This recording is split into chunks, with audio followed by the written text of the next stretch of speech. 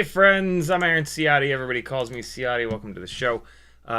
Whoop Wednesday, Castle Crash recap. Apologies for sort of low energy stream tonight. It might be a little bit of a shorter stream. Just stuff. It's all good. It's fine. My particular flavor of mental illness mirrors manic depression in that it comes in waves, and after a wave of mania or being manic, where everything is great and I'm happy, there tends to be a bit of a crash, and that's life. But it's gonna be all right. Tomorrow's a new day. That was some flight footage from the Grinderino. That is me struggling to get used to 30 degrees of up tilt. Although now that I look at it, that might be 35 or 40. That's a bunch of up tilt. The tiny whoops I fly all at a very low up tilt, 10 degrees, 15 degrees. And most of what I fly over the last year is tiny whoop. And so, flying anything other than that with more up tilt is always a bit of a challenge. There's always a heck of a adjustment period. And so, I was actually, I remember getting a little bit frustrated because, up tilt has a lot to do with, up tilt can kind of make or break your comfort level and your ability to hit stuff. It really affects everything. It even affects the way that you mix, yaw, and roll. If you're trying to get good, make sure your up tilt is as close as is as dialed in as possible on as many of your different rigs as possible, right? Try to find a happy medium, right? If you can run 20 degrees on everything, that's great. If you've got a bunch of rigs that are 30 and then a bunch that are 20 and a bunch that are 10, there's going to be a big adjustment period every single time you switch back and forth between one to the other. And so, try not to do that. It can be a little bit tough. Tiny whoops in a small room like where I'm at here, you just can't run 30 degrees of up tilt. It just doesn't make any sense. And so, yeah, for my situation, it all of the rigs that I fly outside are set up at around 30 degrees. And that's the best that I can sort of personally do, because to fly a tiny whoop at 30 degrees in a small room is, unless you're racing, it's not going to make much sense. The Grinderino is on X-Nova 1804 3500s, 4S 850 mAh battery. Long since discontinued, unfortunately. These are arguably the best 3-inch props ever made. These are T-Motor 3140s. And then it's on the old school Walksnail VTX with the dual antennas and that old school camera, which looks really good. Stack is just random flight controller and ESC. I can't even tell which ones they are. But yeah, if your flight controller and your ESC are not on fire, they're fine. And then this guy is set up on ELRS. So yeah, that's what you were just watching. This thing is 280 all up. I want to say 280 grams, I think. These motors do a really good job moving. These motors and props do a great job moving this thing around, even at that weight, which is kind of wild because 3,500 kV is a little bit low for 4S, but these propellers are very pitchy, 3140, and these blades are big, thick bastards. So these props really help this thing make some good power. Speaking of, this one prop is all kinds of bent out of shape. Now it's a little bit better. So yeah, that's what you're watching there. At some point, well, the next, so at some point here, I'm just gonna put flight footage on and just let it go, and just let the files go one after the next, and I'm gonna try to, as often as I can, like take a look at which and try to remember which rig I was flying at the time, and then I'll show that to you so you have an idea of kind of what's going on. The next flight footage that you'll see outside is probably going to be the Quadmula Siren. We'll talk about that when that pops up.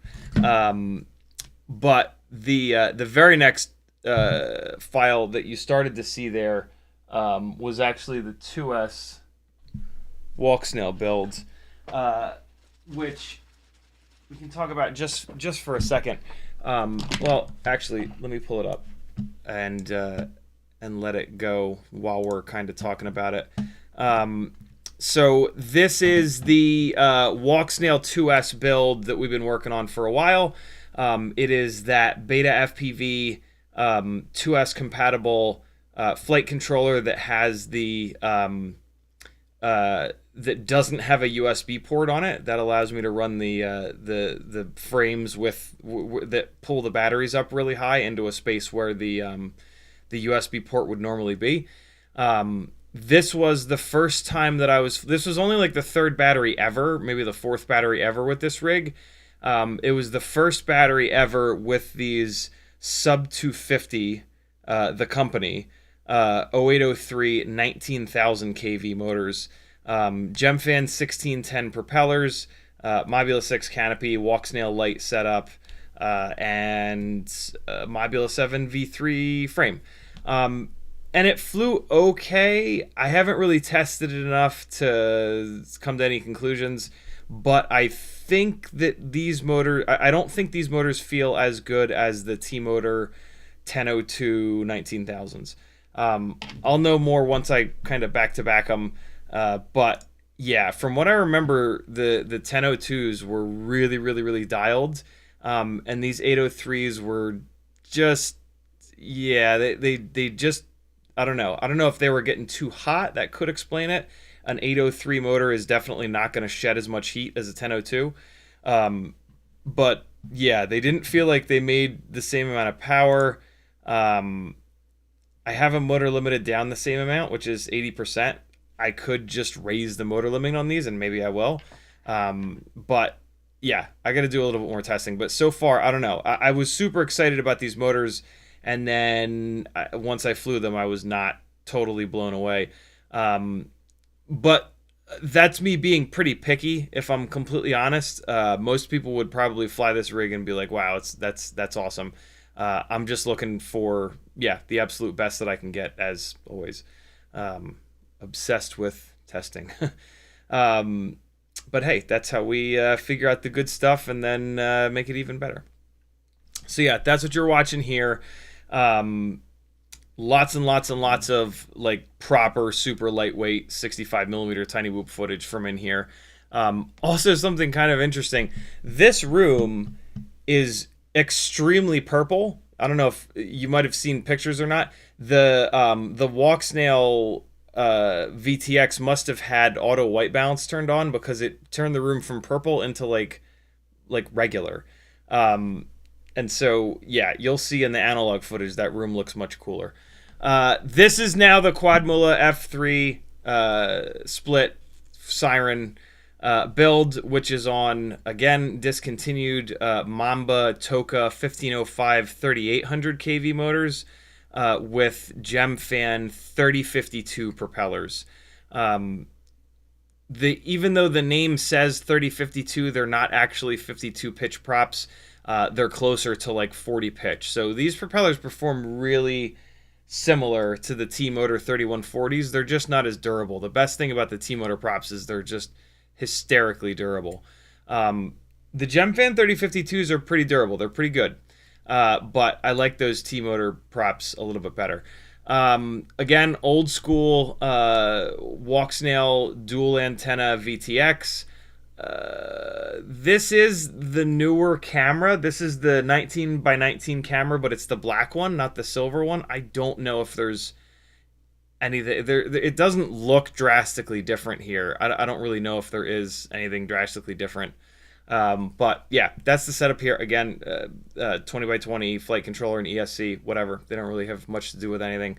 And then Express LRS. Also on a 4S 850. This rig is significantly lighter, though. It's like 25 or 30 grams lighter. It's much closer to 250 grams all up. So yeah, a little bit more floaty. Also, they're higher kV motors, 3800 versus 3500 of the X Novas on the Grinderino. So yeah, a little bit lighter, a little bit more power. For this little flight spot here, both of these rigs were an awful lot. The Quadmula was an awful lot. It felt really overpowered for this little flight line here. And it was kind of being a little bit weird. The motors were, when I got there and tried to fly it on Saturday, one of the motors refused to spin up, and it was just twitching and twitching and twitching and twitching no matter what I did. I gave up Saturday. I put it away. I tried to fly it again Sunday, and it was fine. So, yeah, FPV is very annoying, but hey, we all signed up for it, I guess. This is now back to the 2S rig, the 2S Walksnail rig. This was, I believe, a little bit before like the award ceremony on Sunday night, when everybody was kind of like around. So I took this chance to try to give everybody a little bit of FaceTime with a little fly through and kind of show like the main area of Castle Crash.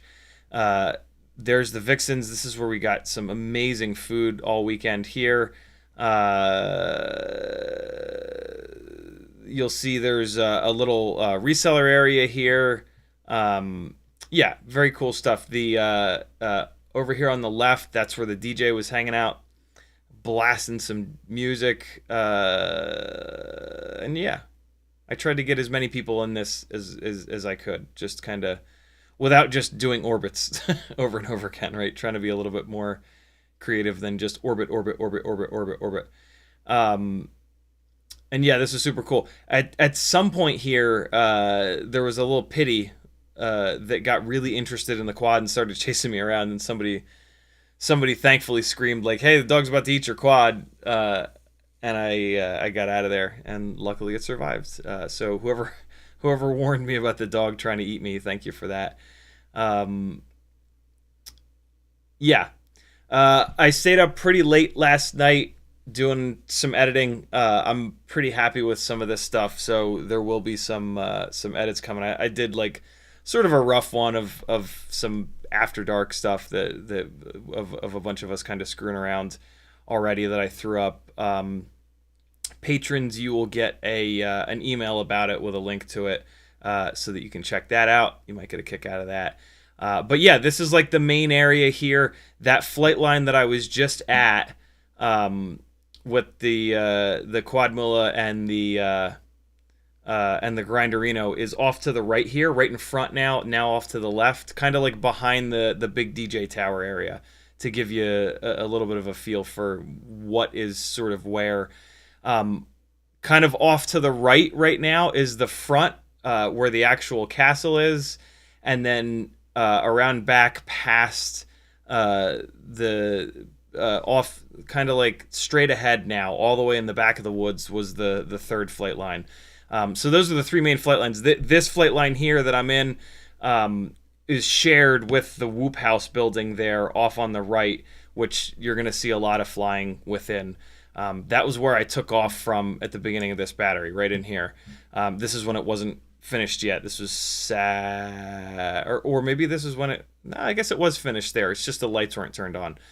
So yeah, these two flight lines here were kind of shared since they're so close together. The event was a blast, man. The organizers, the volunteers, everybody involved, the sponsors, everybody did such a great job. Yeah, it was really, really, really fun.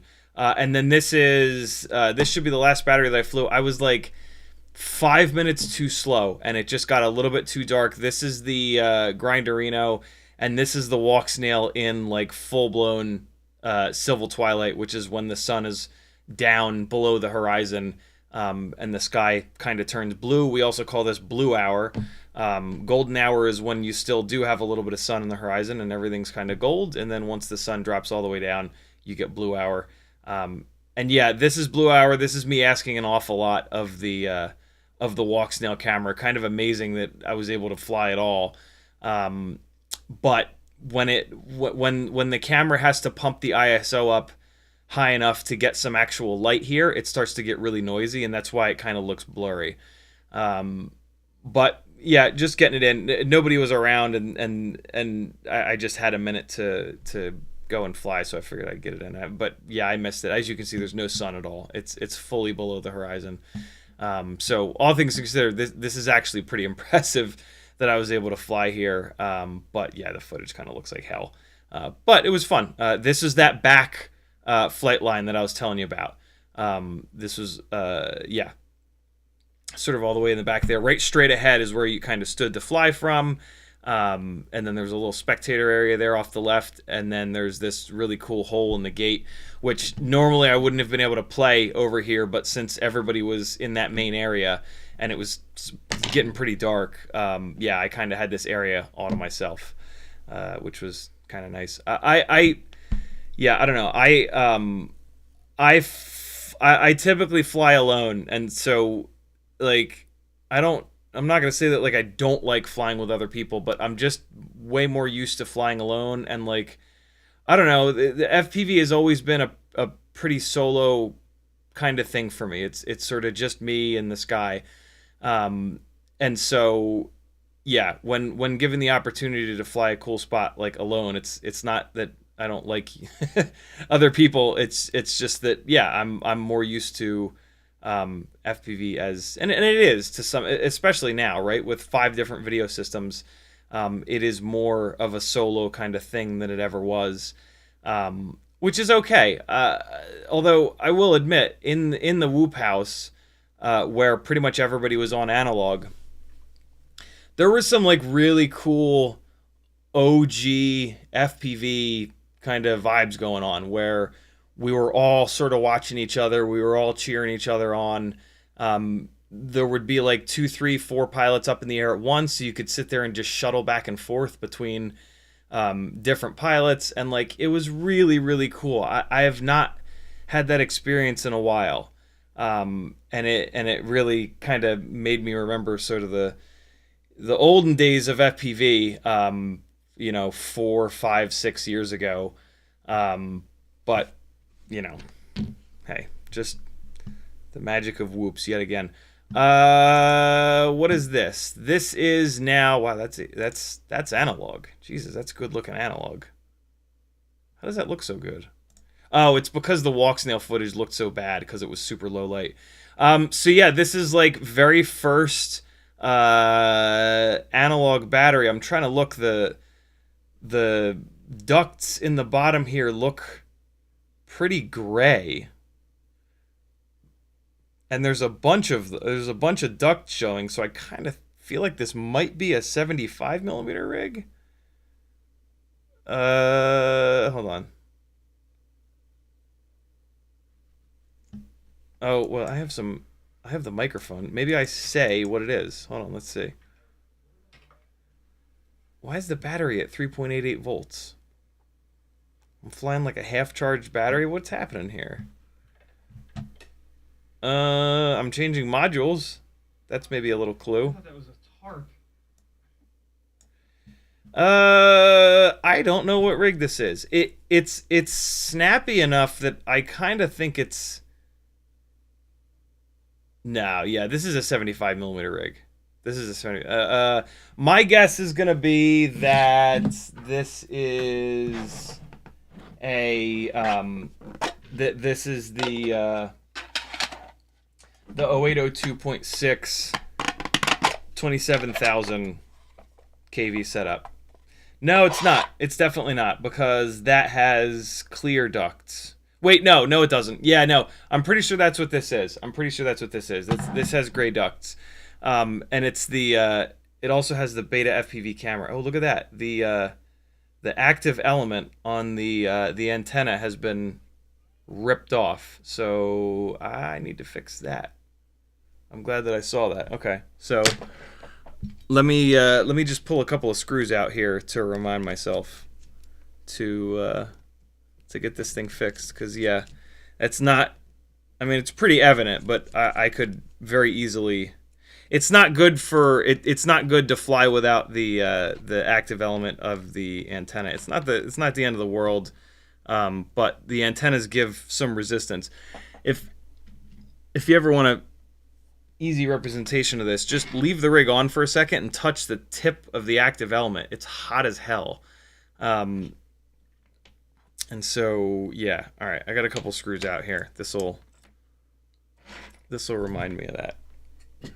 Cool. I'll get that fixed up. I'll probably end up just throwing another super simple little whip antenna on there. But we'll see. I was gonna fly this tonight too. That's okay. Yeah, the little mini frisbee golf thing works as like a little ending gate, you know, like that the racers crash into. Kind of cool stuff. Shout out to White Fox for doing a lot of the work, the majority of the work to get all this stuff set up. Very, very cool of him. He did a fantastic job. All right. So let me let some of this play here. This is now we're clear prop guards. This maybe looks more like a 65, possibly. I'm not sure. But again, this is not fully set up. This might be Friday night, actually. If it's not Friday night, even Izzy arrive. I think this is Friday night. I don't think this was Saturday night. Saturday night was Dive of Death, and then this was all set up. We didn't start flying until super late in here, but it was all purpled out. So yeah, this would be Friday night. You're gonna see this area get much crazier at some point in some of this flight footage. In the chat, Cloud Opera was first. Curtis Hayes was next. Bob Bruce, FPV Toast, Cold Powers, Stealth Fight FPV. Levster, Douglas 6, MX Pickles, Doubles FPV, Northern Tier, Kaz 1973, Freelojo, JP Spin, Spoken Dog Cujo, Zoe 101, Pizul 750, JP Spin, Freelojo, Off Axis, Scotty Scott, Danzil the Terrible, Just Mo, McMucus, Mars, Curtis Hayes, Doubles again, Danzilla again, Cold Powers, Skull 901, Dave S. What's up, everybody? Thanks for coming. Again, like I said earlier, sorry I'm kind of low energy. I'm just yeah, dealing with some mental health bullshit, as I do sometimes. That's yeah, just what it is to be me. Has nothing to do with you guys, so don't worry about it. And tomorrow's a new day. It'll be okay. If you want to talk directly to me in the chat, all you got to do is type CiottiFPV. If you'd like to do a super chat, that'll help keep the boat afloat here. But the better way to support me is to go over to CiottiFPV.com and join the Patreon. That's also going to give you access to some of like the not totally polished edits that I do, like the more fun edits, Patreon only live streams, stuff like that. There's some really cool tech articles on the Discord channel. I'm sorry, on the Patreon itself, rather. A really cool community. You'll get full access to the Discord channel, a couple of different Facebook groups that admittedly don't get used much, but they're there. So yeah, Patreon helps me out the most. You can jump on there for as little as $3 a month. That's like 10 cents a day. Yeah, it's the best way that you can support me. If you have a couple of extra bucks, there's a $5, $10, $20 a month tier that are going to enter you to win a bunch of giveaways, which is pretty slick. When you win one of those giveaways, it's usually like between $50 and $100 worth of stuff. That's going to cover a whole bunch of months of that extra tier that you may have joined. So think about it. If you're on the $3 tier, think about getting in on some giveaways because eventually you'll win. There's a whole bunch of other ways you can support me over there on the website. The Etsy store has some really fun stuff on it, a bunch of new stuff, and there's going to be more stuff being added over the next week or two, as soon as I can get my head straight. So yeah, Etsy store's got some fun stuff that you might dig. I added a whole bunch of stuff last week, a whole bunch of new stuff last week. So if you haven't checked it out in the last week, head on over. There might be something that you want and or need. There's a Fiverr page where you can work one-on-one with me if you really want to learn a lot fast. That's the way that you can do it.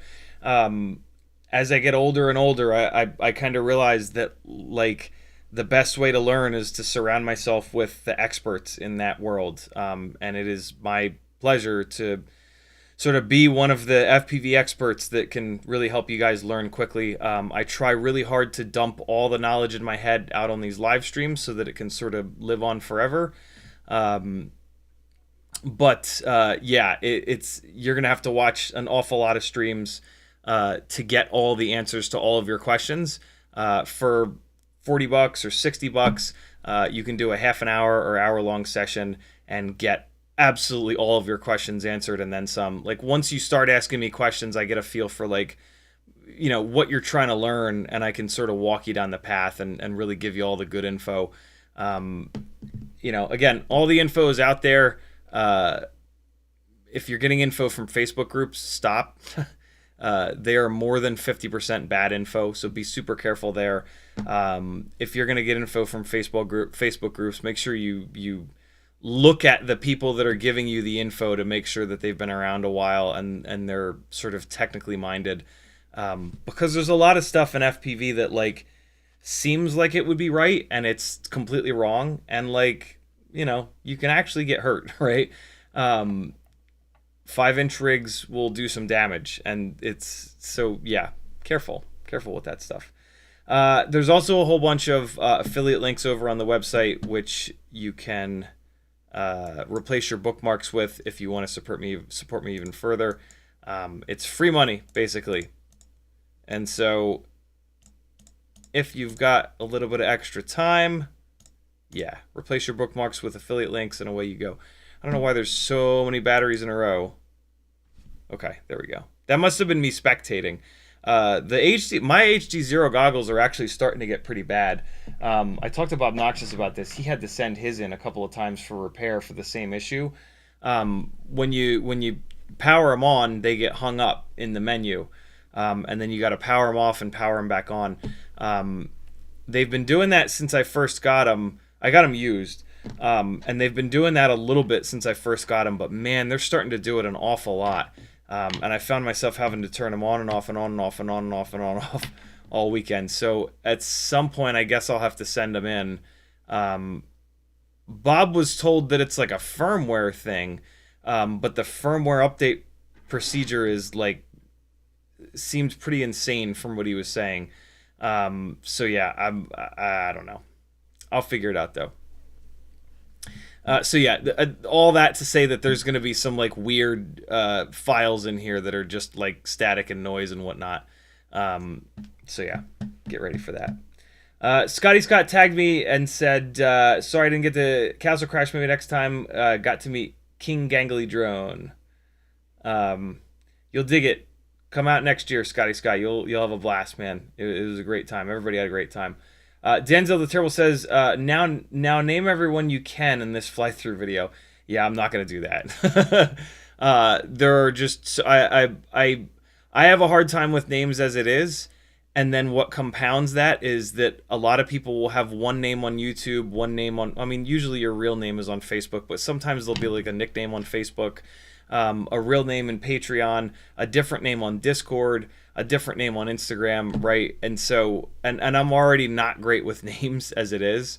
So yeah, I'm not going to try to read out everybody's names because it feels bad to be the one person that gets forgotten there. So I'll just forget everybody and then everybody feels bad, I guess.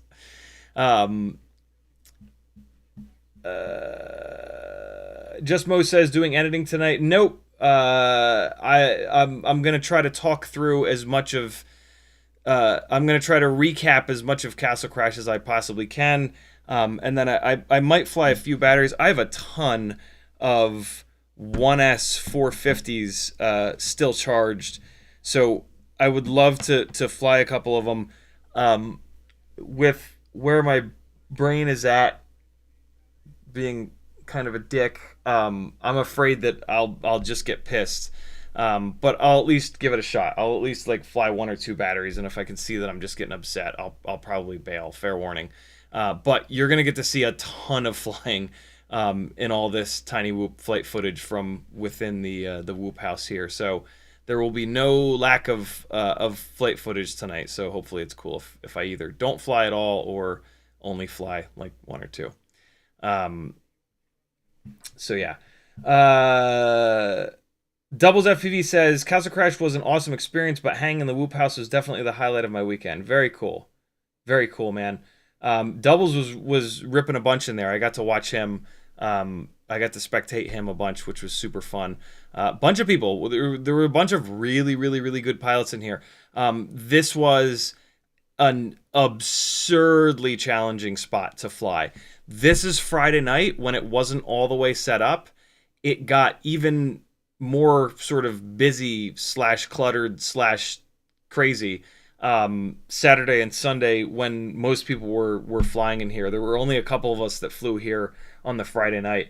And yeah, I mean, there were some pilots that were dealing with how much and how much there was in there and how small the spacing was in between elements really, really, really well. It was super impressive. I can tell that a bunch of you guys are doing the 6 batteries a day thing. There's Siskel.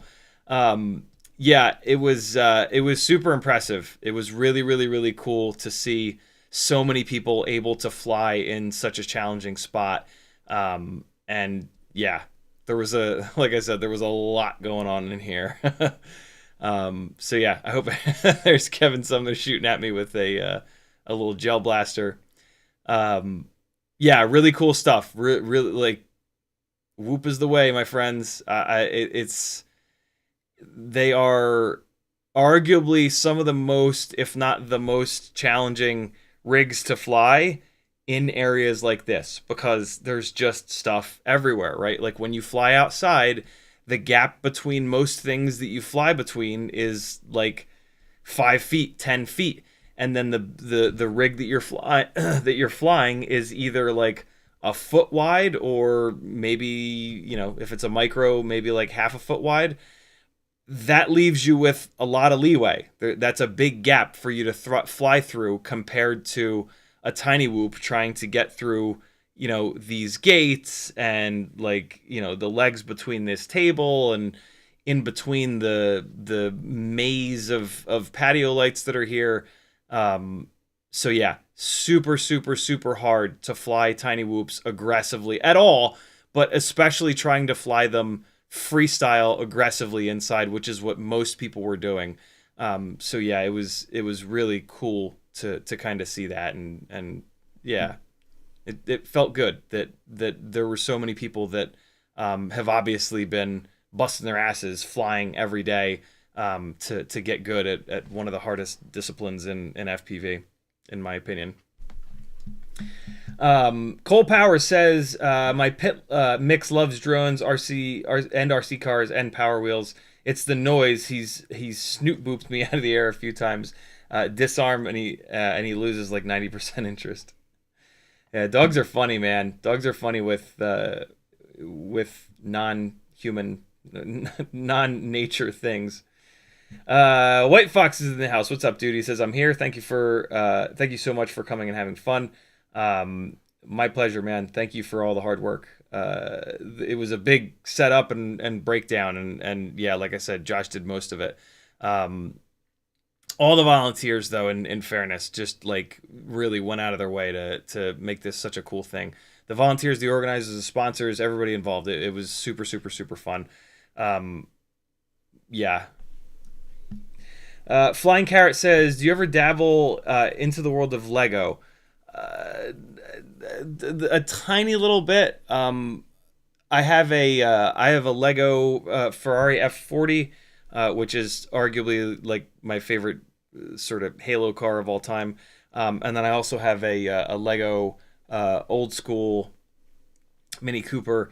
The F40 is torn apart because I have a light kit that I need to put in it, and it's really hard to do that. So I figured I would tear it all the way apart and then build it, and then put it all back together. This is somebody, I don't know who this is, but this is somebody. If you recognize your OSD, call it out, whoever this is. Like, look at that. Like that's hard. This is hard as hell to like get into these gates like that as a part of a dive. That's really hard. Like, this stuff is hard. The Lego Mini Cooper, I actually went onto Lego's website. I went to a Lego store many years ago, and they were selling a fully built OG Mini Cooper, but it was a convertible. And I was like, that's weird. I don't remember that being an option. So like I looked it up, and it's not an option. And I realized like somebody just did that, right? Like, it's funny, when I was growing up, Lego didn't really have hardly any plans. It was just a box of bricks, and then you built whatever the hell you wanted. Since I was a kid, Lego has turned into basically like a puzzle where it comes with a very specific set of bricks and a bunch of custom bricks typically, and then a set of instructions, and then you follow the instructions and build it, and then you're done. And so it's kind of like a drastically different experience. Still very cool, but yeah, it was interesting to have this moment of like, oh right, somebody just did that. And so I took mine and like looked at it, and I was like, okay, well, how the hell would I do that? And figured it out. I went onto Lego's website, and you can order individual bricks from their website, and that's what I did. I ordered all the individual bricks and did a convertible version. Here, I'll show you, of the Mini Cooper. And it came out really good. Like if I hadn't told you that, you would absolutely think that it was just a model that I built. But yeah, this used to have a roof, and so I got those guys. I got all these guys. I got. I don't think I had to get them. And yeah, made my own Mini Cooper convertible, which is, I don't think they made the old school minis in convertible. I could totally be wrong. But yeah, there's that. Hopefully that just works. I can't see OBS, so if I'm on the wrong scene, I apologize. All right, hold on. Let me get this out of the way. I also spaced, because I'm a ricer at heart. I also spaced the wheels out, so the wheels stick out farther in the fenders. This is now somebody else. This is Cineator. And yeah, so this is me. Just and there's doubles. Look at that. This is me just bouncing around to different channels and just spectating other people flying, which was really, really fun. I've not done that in a long time because, like, typically, yeah, when I fly with other people, it's outside and it's like God knows what video system anybody is on. With Tiny Whoops, it's typically just two video systems, although it's dominated by analog, which is really, really cool. Which is great too because, like, Walksnail is kind of hard to spectate, right? Like, the person flying has to have broadcast mode turned on. And then HD0, I guess, is easy to spectate, but HD0 is not like the most popular thing yet. I can tell that this is the Lite AF frame, so we are now flying. I am now flying a Mobula 6 2024 version 1, the direct soldered one, which is a little bit lighter. I don't think you can get it anymore. That has been the camera's been switched to a Runcam Nano 3. The canopy's been switched to the old school Mobula 6 canopy. And then the frame has been switched to the Newbie Drone Cockroach Lite AF. That's pretty much it. This is a super simple build. 0702 28,000 kV motors, I think the Mobula 6 2024 comes with. And then the props have been switched to the Gemfan 1219S. I remember I hadn't flown this super lightweight rig in a while, and I was just blown away by how light it actually is. And so I was having to adjust a little bit, especially like lately. I've been flying a lot of 75mm rigs, which are the polar opposite. And so yeah, a little bit sloppy here because I'm just trying to get kind of used to it being so light. We didn't have a lot of stomping on each other video issues, but it was certainly happening from time to time. We were also having some stuff with people outside that were flying, and then like somebody flying digital outside, even like in the back flight line, it would I think it was kind of bleeding over from time to time into our little area because we were pretty much all on 25 milliwatts. And so yeah, if somebody's banging away at like 1 watt, even if they're far away. Digital versus analog. Digital is always sort of going to win. But yeah, there's that.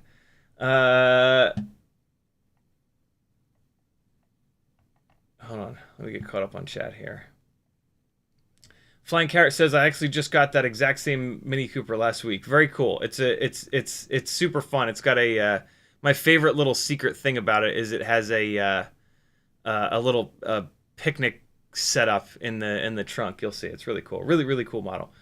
Flying Carrot says, look up Lego set 101995. I'm actually a reseller and got my hands on this set for less than 500. It sells for 1100. Jesus. I actually used to have a Bricklink store where I sold parts. Very, very cool. I'm kind of curious as to what an $1,100 Lego set looks like. Hold on. I'm going to look it up on the side monitor here. Lego set 10195 Republic Dropship. Holy Christ. You guys should look this up. I'm going to paste it in chat to make your life a little bit easier. That's insane. Oh, enough with the pop-ups. Come on now. Building instructions. Republic Dropship with ATOT Walker. Wait, no, that's not the one. That's not the one. Must be something different. Oh, is it the Lord of the Rings one? What do I search for on Google to find it? I don't think this Republic Dropship is... It doesn't look like it's $1,500 worth of Lego. It looks fancy, but it doesn't look $1,500 fancy. This is what I'm seeing. Oh, God, I can't pull the thing over because it's full screen. Hold on. I don't think this is it. This doesn't look like $1,500. Maybe it is. You never know. Is it this? Is it this Lord of the Rings thing? This one's $460. All right. What else is happening, Chad? Flying Carrot says bag 3 is the convertible top for it. For that set, it allows you either option. No way. Huh.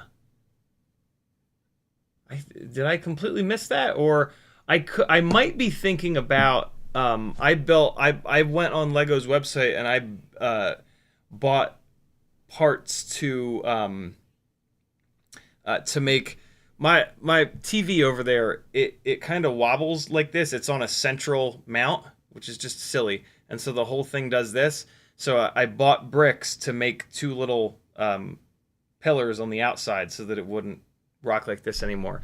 Maybe that's what I'm thinking about. I'm not sure, to be honest. Back to more flying. This now is... Oh, this is... I believe this is Eva flying the... Nope, it's me. It's me. I can see myself flying. What rig is this? There's no ducts in view. Which potentially means that it just has the up tilt cranked up really high, I guess? Huh. I don't know what rig this is. I'm going to guess that this is the 36,000 kV Ultimate Freestyle Tiny Whoop. That's going to be my guess. Oh, I can... Hold on. I can, like, look... Oh, it's totally that rig because it's got a ton of up tilt. Yeah. Yeah, so this is the Ultimate Freestyle... Like, old school Ultimate Freestyle Tiny Whoop build, 2G4, Cockroach V3, 802, 36,000 kV motors with Gemfan 1210 bi-blades. Oh, and I cracked one of the props. Look at that.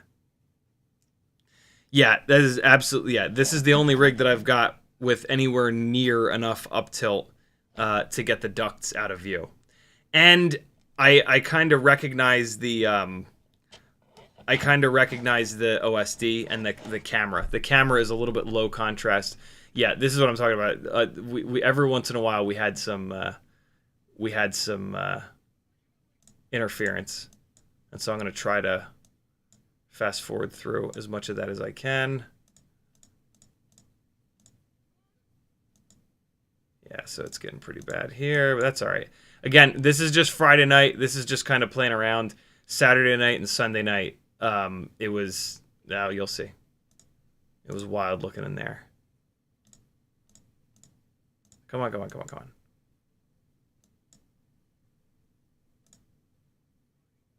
Here we go. All right. So I think this is still Friday night, but more kind of farting around. Tiny Shark says, would it be fine if I move my Mobula 6 2024 AIO into a Meteor 75 Pro frame and motors? Maybe, but you are going to be pushing the 5 amp FETs. Well, hold on. Let me see. I don't think I've actually specifically looked at the amp rating on the Mobula 6 2024. It's probably 5 amps, but I want to check it. Yeah, 5 amp FETs. So you are going to be pushing those 5 amp FETs to their absolute limit. You might be okay. You might not. I have not run motors that are that powerful on the Mobula 6 2024. And my experience with motors that are that powerful and props that are that big is that you want more than 5 amp FETs. Like, it'll work, but it feels like it's kind of abusive towards the FETs. Don't quote me on that. I could totally be wrong. I hope that I'm wrong. But yeah, I mean, you know, when you run anything absolutely as hard as it possibly can, right? It's going to take... It typically takes a toll on it. I know we'd like to think that electronics are not like that, but unfortunately they are here in the real world. So yeah, you'd be pushing the limits. I've run that setup on 2G4s before, which also have 5 amp FETs, and it works. It doesn't give full power. It still gives plenty of power, but when I've taken that exact same setup and moved it over to an X12 AIO with 12 amp FETs, it literally makes more power. It literally turns more RPM. And so there's that. But you could absolutely do it and see how you like it. Like, running a couple of batteries on it is not going to be a problem. It shouldn't be a problem. But if you're gonna leave it like that, you could end up kind of like reducing the lifespan of that Mobile 6 2024 AIO, since 5 amp FETs, and you're kind of pushing them to the limit. The safer thing to do for a Meteor 75 Pro frame and motors, is going to be a X12 or possibly the HGLRC Spectre AIO. I mean, just any 1S AIO that has more than 5 amp FETs. Typically, they're going to be 10 or 12 amp. There's a couple of them out there. I haven't tested many of them yet. The HGLRC Spectre is the one that I'm kind of focused on right now. Speaking of, my replacement HGLRC Spectre AIO came today in the mail from CiottiFPV. So yeah, I don't know. Maybe Sunday we dive back into that and give that AIO another try. We'll see.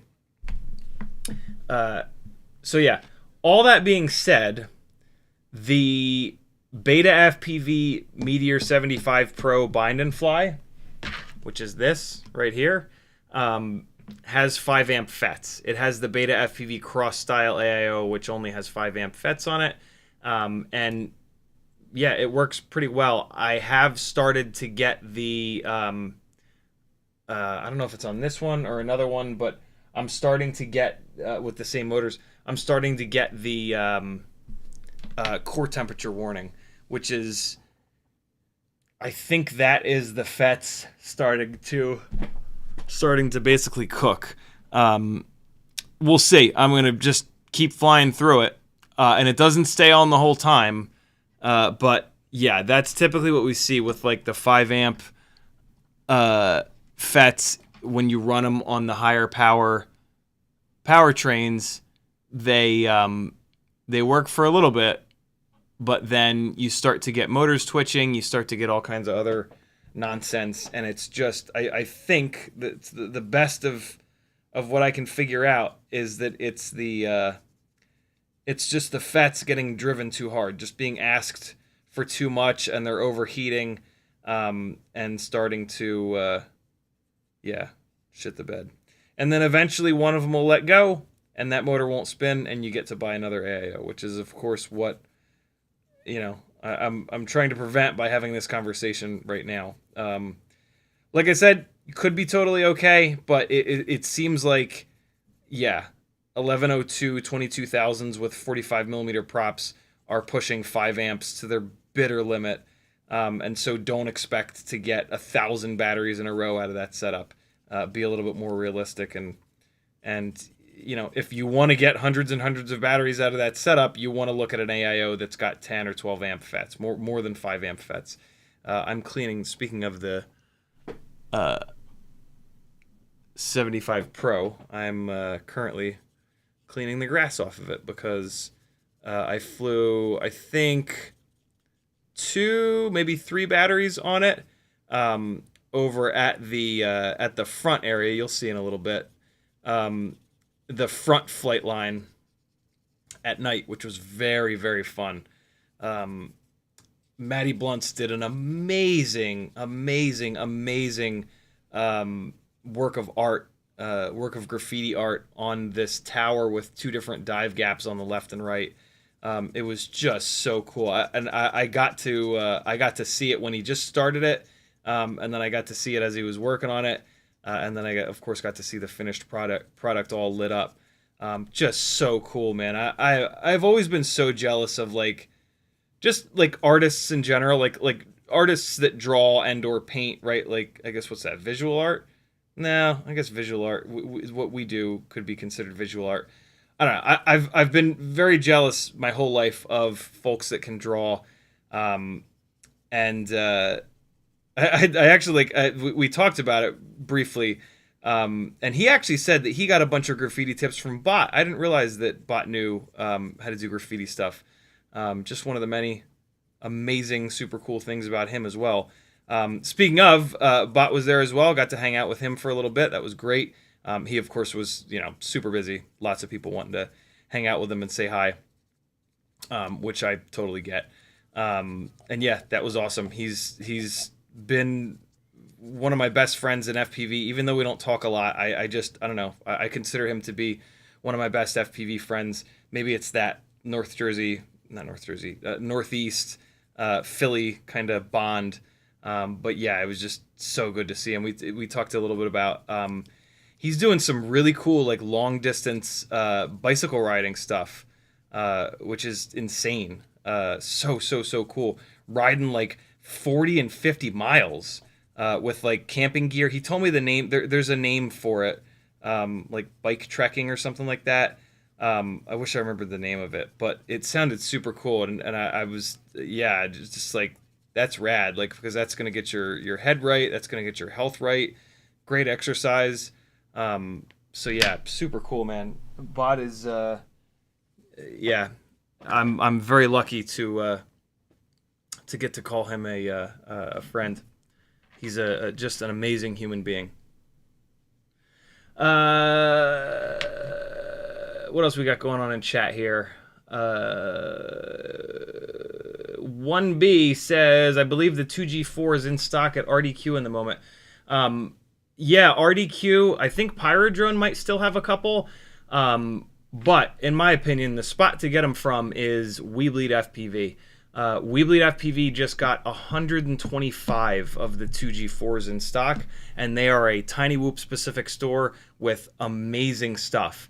So if you get one of those from nothing wrong with Pyrodrone or RDQ, but if you order from Weebleed, you're supporting a Tiny Whoop specific store, which is awesome, but you're also going to have access to like lots of other stuff that you can kind of only get from a Tiny Whoop specific store. I mean, like, there's a bunch of really cool stuff that you can only get from Weebleed, like the red 1219S props and the 40,000 kV motors and stuff like that, right? So like, that's super cool in itself there. But yeah, in my opinion, if you're gonna get a 2G4, support Weebleed, and yeah, hook it up. I do have an affiliate link, but if you forget to use it, it's okay. Just get you some good stuff. If you remember though, thank you. Very cool of you. Scotty Scott has a Beta FPV Air 65 that is a great flying rig, but he thinks his dongle stopped working because it won't connect to Betaflight. That is something that I was sort of weirded out by. Like, I love the idea of an AIO not having a heavy USB port on it, but the little dongle thing that they give you to convert the JST plug that it does have to USB, I was more thinking, like, what if I lose this damn thing? But yeah, if that dongle stops working, you're kind of assed out. Although, I'll bet you can shoot a message to Beta FPV and say, hey, my little dongle thing stopped working. Can you help? And they'll reply back with, no, that's the type of thing that you have to talk to your doctor about. And then you'll reply back and say, oh, I didn't say dingle dangle, I said dongle. And then they'll say, what you do on your own time is up to you. And then you can reply back and you can say, the little piece that converts the JST plug to USB. And then they'll say, oh, yeah, here, we'll sell you one for $1, or we'll ship you one for nothing, or whatever. Or, you know, is there anything on our store that you want to buy? We'll throw it into the box for you. Or you might be able to find somebody that has an extra one. I technically do have an extra one, but I'm not gonna send you that and then I lose mine and I'm screwed. I'm keeping my second one. If I get a third one, you're more than welcome to it. But right now I only have two. One of them is here on the bench. One of them I keep in like my flight bag, and it's gonna stay like that. Like, I love you, but I don't love you that much. Hey, here's the things in front. I don't know what. Oh, I do know what I'm flying. This is the 802.8 27,000 kV 75mm rig Runcam Nano camera. Yeah, this is the installment up front. This was Friday night, I think, where not absolutely all of the LEDs were on. You'll see over by Maddie's incredible artwork that only one of the dive gaps is lit up. You'll see that in a minute here. But yeah. Oh my God, Nightwing says they sell one. I didn't realize you guys were back in stock. Awesome. Nightwing, yeah, you can post a link. Yeah, so there you go. Also, tinywhoop.com has 2G4s. So really, like, look, between Tiny Whoop and Weebleed, there's something from one of those stores that you want. So buy the 2G4 from there and then get that other thing that you want. Both of those stores have the coolest stuff for Tiny Whoops in FPV. So yeah, hook it up, yo. Oh, the dongle. No way. Oh, Nightwing. Very cool. So there you go. There's your solution. Tiny Whoop has the dongle, and they've got lots of other really cool stuff. So get yourself a fresh set of motors or whatever, and the dongle, and away you go. Very cool. Thank you, Nightwing. Let me scroll back up in chat, and we'll keep charging through here. Just Mo says, I'm going to be moving to the Middle East soon. I was looking for FPV groups, and there are none. How would I go about forming a community? Also, does sand ruin motors? It doesn't ruin motors, but you can ruin motors because of sand. If you get sand in a motor and you just sit there hammering on it, arming it, going full throttle, doing turtle mode, going full throttle in turtle mode, you can certainly ruin a set of motors that are jammed up with sand. If you relax and take a breath and then like pick the quad up and spin the props with your finger a little bit, the sand will fall out and then you can keep flying. Castle Crash is sand everywhere. And I don't know if I'm sure some motors got blown up. There you go. So there's just the one dive gap is lit up. You'll see later on that they're both lit up. I'm just gonna fast forward through. So yeah, sand in itself does not ruin motors. It jams them up a little bit, and then you've got to get it cleared out.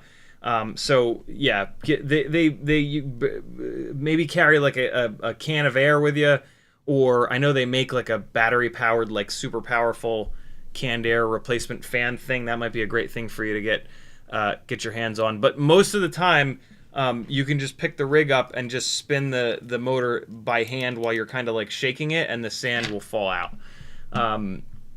The other question about how to form a community that's such a great question. Time is the answer, really. You know, I mean, it's gonna be. If it were me, I would start up a Facebook group. I would start trying to find Instagram like hashtags and stuff like that with some folks that have to do with that area that you're going to be in. That's how I would go about it. Discord, although it's hard to search Discord. So yeah, I think your best bet's going to be Facebook group related. And then so that's probably what you've already done. So I mean, spend a little bit more time doing that. And then once you've given up that there's anything that somebody else has set up, you're just going to set that stuff up yourself. You just have to put yourself in the mindset of what would somebody in this area search for that was searching for other FPV pilots to fly through, right? So like here in Atlanta, for example, that would be like ATL FPV hashtag on Instagram, Atlanta FPV.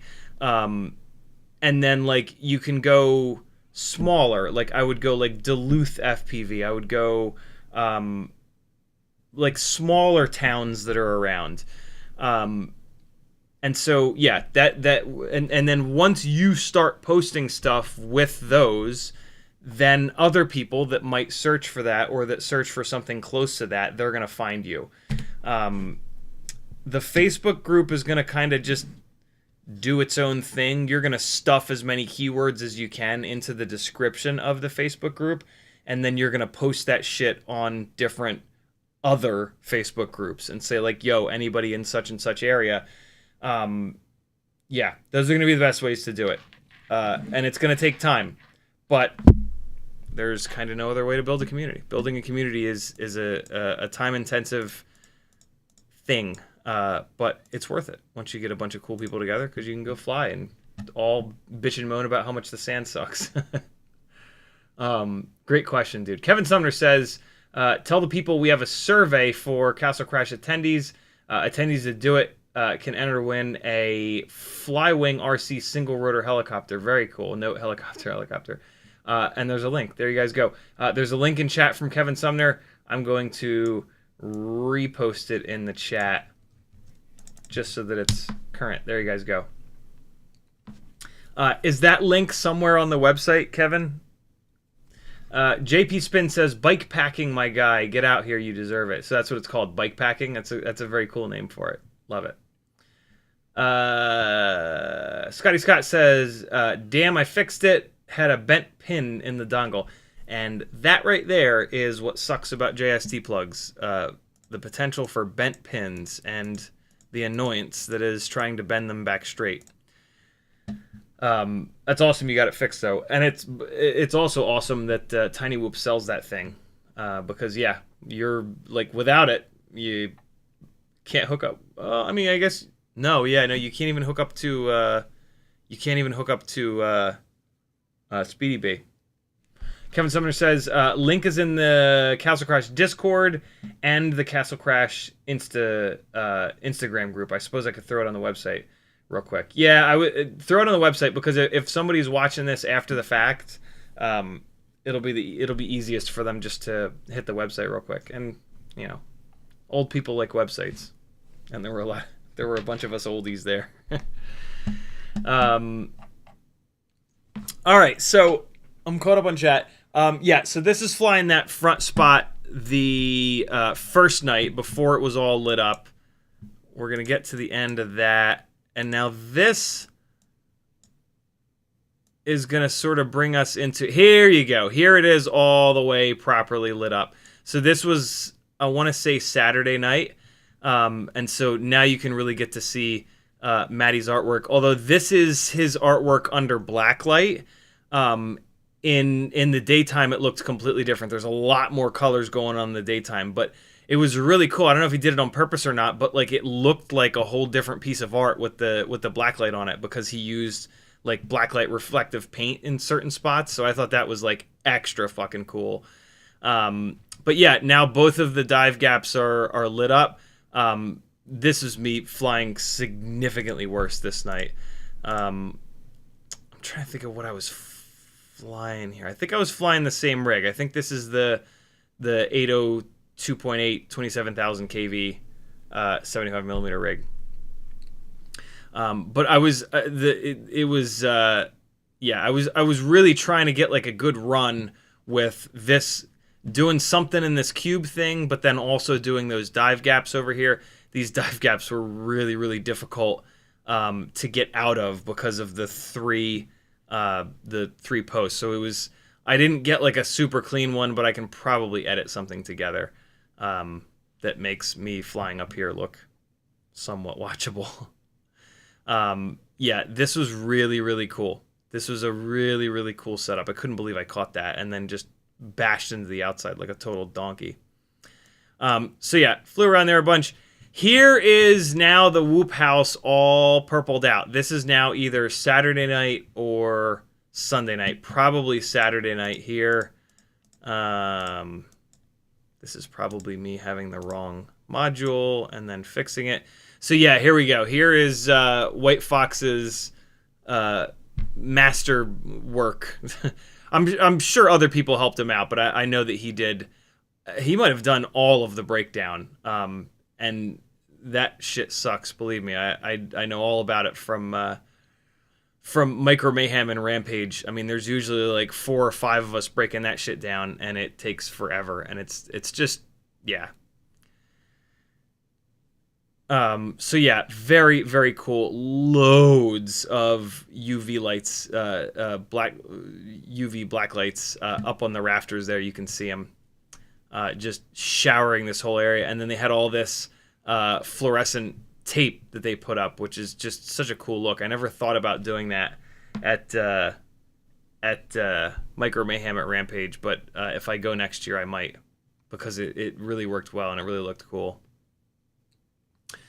This is, I am now flying the Ultimate Freestyle Tiny Whoop with 0702 32,000 kV motors and the HQ YOLO Ultralight Tri-Blades. This is the rig that I flew the most, and I thought it would be kind of cool to take a look at some of the damage here, of which there is none. I lost a propeller, switched that. There's some hair in it, weirdly. But other than that, I mean, one of these ducts is starting to get a little bit out of round. Let me show you that. I probably flew 20, maybe 25 batteries on this rig. And like this whoop house here is all wood.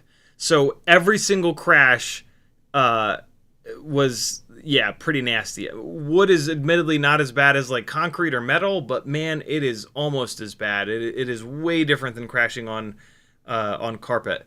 And so all these crashes were hard hits.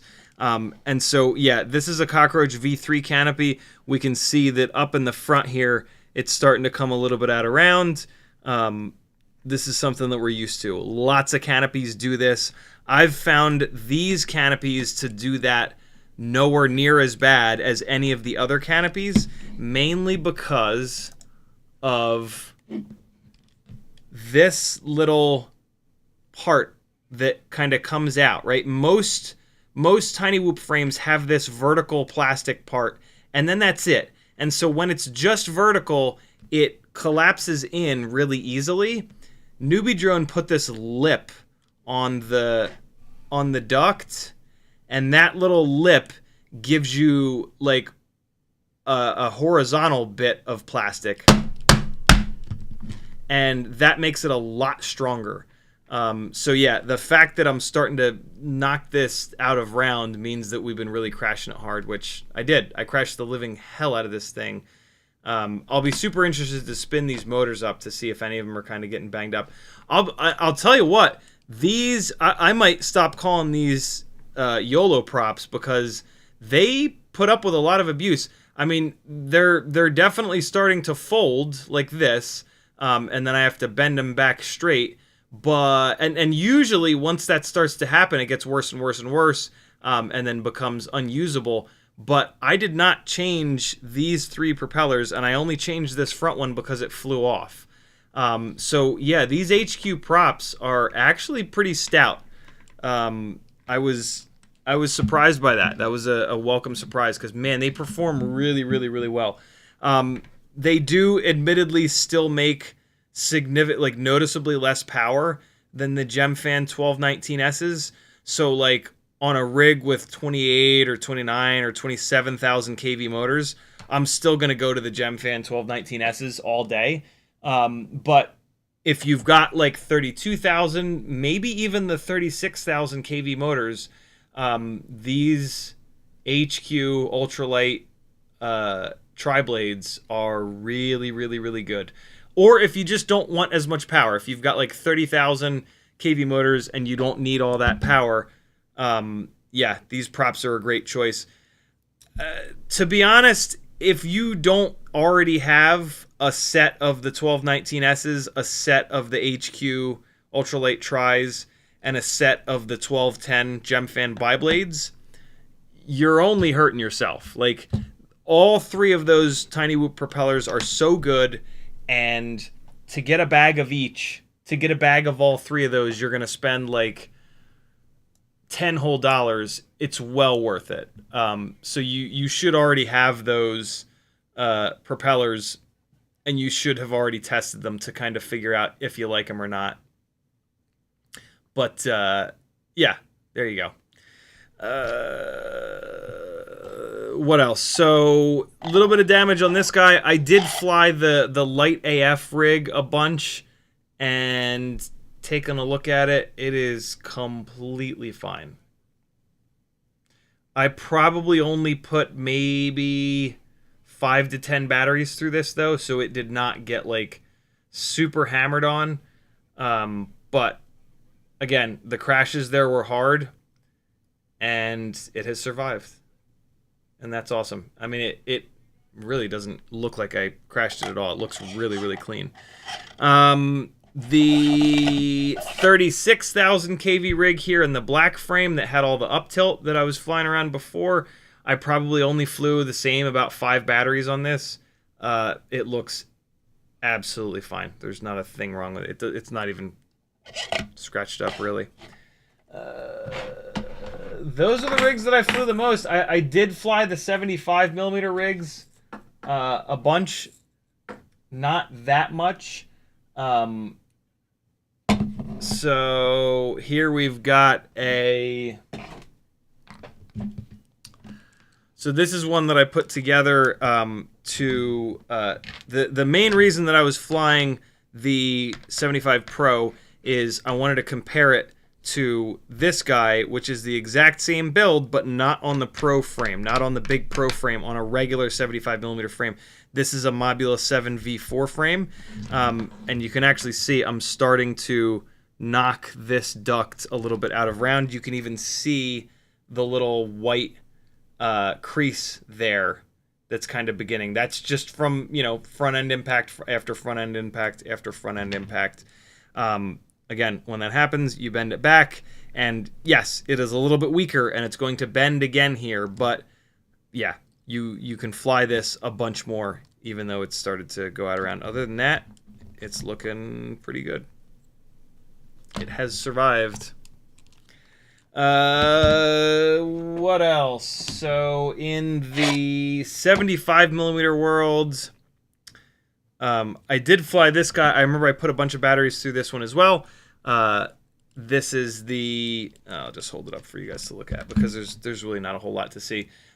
This is a 2G4 board with the Mobula 6 camera and canopy on a Mobula 7 V4 frame, but with the iGao motors and the 1610 biblades. There's Spider Sugar getting some B-roll, and me, of course, being a ham. This thing flew great. It was awesome to fly 802 27,000s again. Actually, these are the 30,000s, but they fly very similar with the 1610 propellers. This is the Jungle Gym Basher formula, and I think it remains really like my favorite kind of all-around indoor/outdoor, mainly outdoor 75mm rig. So yeah, this thing did great, and it absolutely survived. And then the rig that took the majority of the abuse was the one that I've already taken apart, which is on the 0802.8s. And I have to take it apart to switch the antenna out. Other than the antenna, it seems to have survived. This build here is in the Meteor 75 airframe, which I've had some questions about durability-wise. I just haven't smashed the living hell out of it. And it is held up completely fine. Nothing's bent out of shape. It's scuffed up, so I can tell that I've slammed it a bunch now, but there is no part of this frame that is starting to do that weird... Nope, I lied. It's starting to get a couple tiny little creases in there. That's kind of interesting. I've never seen that before. That's an interesting spot for it to kind of crease. You see it in there? I wouldn't think that it would be able to crease in there, but there's something about front end impacts that are dumping a bunch of energy in here. So you can kind of see it on both sides. You're starting to get a little bit of a crease there. But that is not bad. This thing got crashed pretty good, and it's looking awesome. I am laughing my ass off, and I wonder why. Let's see. Let's see why I'm laughing. Oh, because I almost hit. I think that was Josh. I think it is Josh. Wow, yeah, that was close. God, I love tiny whoops. You can almost kill someone and just laugh your ass off about it without feeling bad. So yeah, man, those are all the rigs that got flown. I did not put a single 5-inch battery up in the air because I'm the worst. I did fly a bunch of 3-inch batteries, which is great. I wish I'd been able to get a bunch of the guys went over and flew an abandoned mall. I just didn't make it over there. I'm super regretful of that. I feel like that was just really dumb to not go over and fly. I didn't realize it was as good as it is, though. I saw Shelby Vole flying through it with a wing, which is absolutely the most ridiculous thing ever, last night. And yeah, I'm just filled with regret that I didn't make it over there and fly that spot. I mean, maybe next year, but it's an abandoned mall. How long are they going to let it sit there before they tear it down, right? So yeah, that's a super bummer. I feel like a complete idiot because of that. I also didn't fly the concrete factory, which was like right down the street. I did so much flying here in the Whoop House that like I wasn't desperate to go out and fly other stuff, but I really wish that I had. I really do. I need to get better about that. I need to get better about not just flying tiny whoop stuff. Like a lot of people at this point know me as like just the tiny whoop guy. This is Viv, by the way, as you can see by the OSD. Yeah, and that's not it at all. Like I need to fly. It's so easy and it's so convenient and it's so lazy to just fly tiny whoop stuff. I need to stop being so lazy and go fly bigger stuff, because yeah, I'm getting rusty. So I'm very frustrated with myself in terms of that. But hey, that's where that's what drives the shame train, and the shame train is very very good at convincing you to make changes. And so yeah, there's that. I'm considering trying to browbeat Patrick into doing a road trip up there to fly that Bando Mall, and maybe the concrete place. I don't know what the deal is with the concrete place though. I don't know if like they get permission or whatever. But that mall is the main thing, and apparently there's like no security guards or anything in there, so you can just go in and fly it. I forget who this was, but this is an Air 75 ripping around, and they were shredding. So we'll leave this on for a minute or two, even though the crosshairs drive me absolutely insane. Some people like them, and that's okay. Whatever. There's me changing channels, I guess. There's Siskel with a core temperature warning. I think this might be one of his 2S rigs. He was struggling with core temperature warnings. We were talking about it for a while.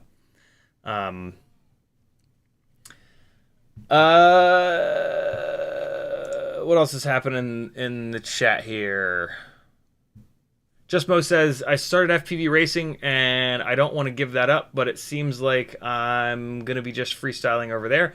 Also, I'm hoping I can get a name for myself to do FPV as a career. Nice.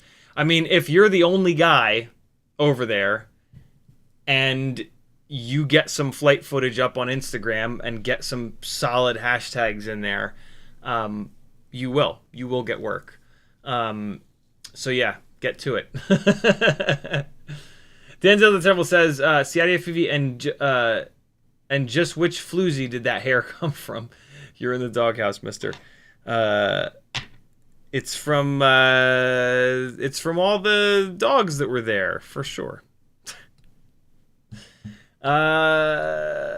Jacob Russell says, tried flashing new Mobula 8 to new firmware. Hold on. Let me get some of this fast forwarded through. This is somebody else. I don't recognize this OSD. I don't know who it is, but this is somebody else, and this is us watching you fly. This is the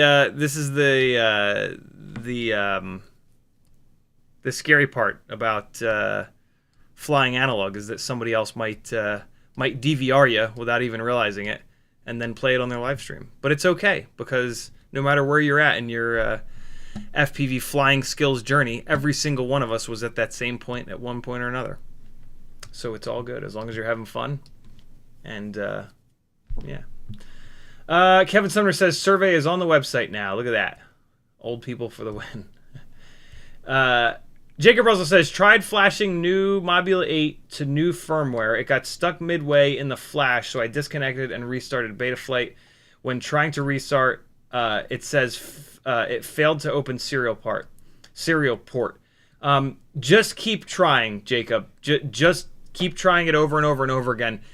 It can get really kind of like stuck and like weird, but for some strange reason, a lot of the times if you just keep hitting the problem with a hammer, it'll magically flash it all the way through. Usually it's not totally screwed. This is me harassing because that's what I do sometimes.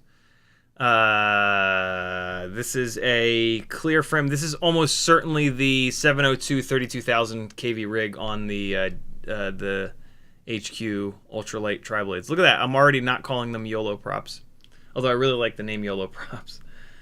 And they are more fragile than the other really good props. So I guess we can still kind of call them YOLO props. But LOL the Kiddison says the new Be a Hero sticker is pretty sweet. Caught me off guard. It was still lit up in the middle of the night. Nice. Yeah, that's one of the new stickers that are on the Etsy store. It's the GoPro logo, but with CiottiFPV, and then it says I made it say "Be a Hero" because yeah, be a hero, my friends. Siskel FPV says mine is doing the same funny creasing I noticed before we left. Siskel also says if you want to hit the Bando Mall, I'm local. Grew up 10 minutes from it. Rode by today, scoping out the entrance exit. Very cool. If I make it up there, I'll let you know, man. Spoken Dog Cujo says Shelby's mall video was insane. Yeah, it's just ridiculous. It's just absolutely ridiculous that A, he can fly a wing that slowly, but B, like that accurately. I mean, I guess once he's inside of there, though, there's not a lot of wind, so maybe it's not like that hard, but it just looks impossibly hard. I'll bet that it is, but still, yeah, that was like just outrageously impressive to see him fly a wing through an abandoned mall. What the hell? Siskel says that was Air 75mm 2G4 30,000 kV on 1612s with the core temperature warning. There you go. S Cold 901 says, where is this mall? It's in oh shit, what's the name of the town? Damn it. I forget the name of the town. Siskel will probably type it in the chat in a second. So yeah, this is Saturday night. We flew a ton. We flew until like, I want to say 2 a.m. And then during the day Saturday, I believe, is when I flew those Grinderino batteries that we watched at the beginning of the stream. And then on Sunday, I think, is when I flew the Quadmula, because on Saturday the siren just didn't work for no reason. And then yeah, Sunday it did. So Augusta, there it is. Thank you, Siskel. Yeah, there's that. So this should still be Saturday night, but we might be into Sunday at this point. Lots more flying. This is probably the same rig. This is obviously a different rig because, you know, you have eyes. This is the Nanohawk camera. This is a Runcam Nano. No, or this might not be. This might be a. No, this is the FXT camera. So this would be the ultralight rig. So this will be cool. This is significantly lighter. This is the Lite AF rig, Mobula 6 2024 V1. We should really see it in a second. As soon as I start whopping it around, we'll be able to see by how sharp it is. Yeah, see that yaw is immediately obvious. So this is the new FXT cam, which is great. It's such a good camera. And then on a rig that's Oh wait, no. I'm sorry. This is not the FXT camera. This is that rig, but this is the Runcam Nano 3, the Nano Hawk version. That's why it's all bright like this. The FXT camera I now have on a drift car chasing rig, which I don't really freestyle because I don't want to beat the hell out of it. Here's some audio from the goggles. Wow, that's ridiculous.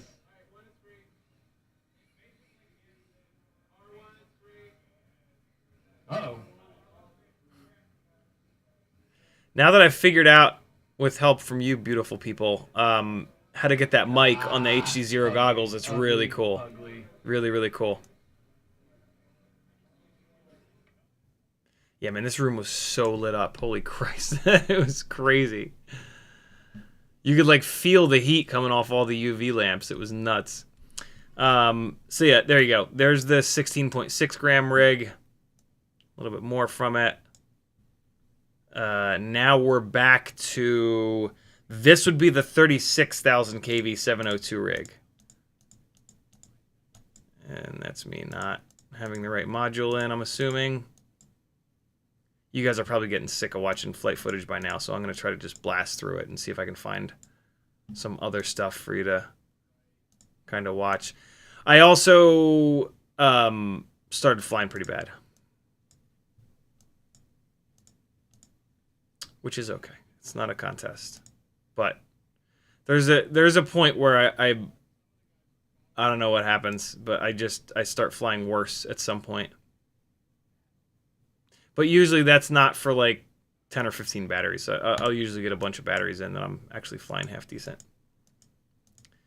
Parkour guy says... Hold on.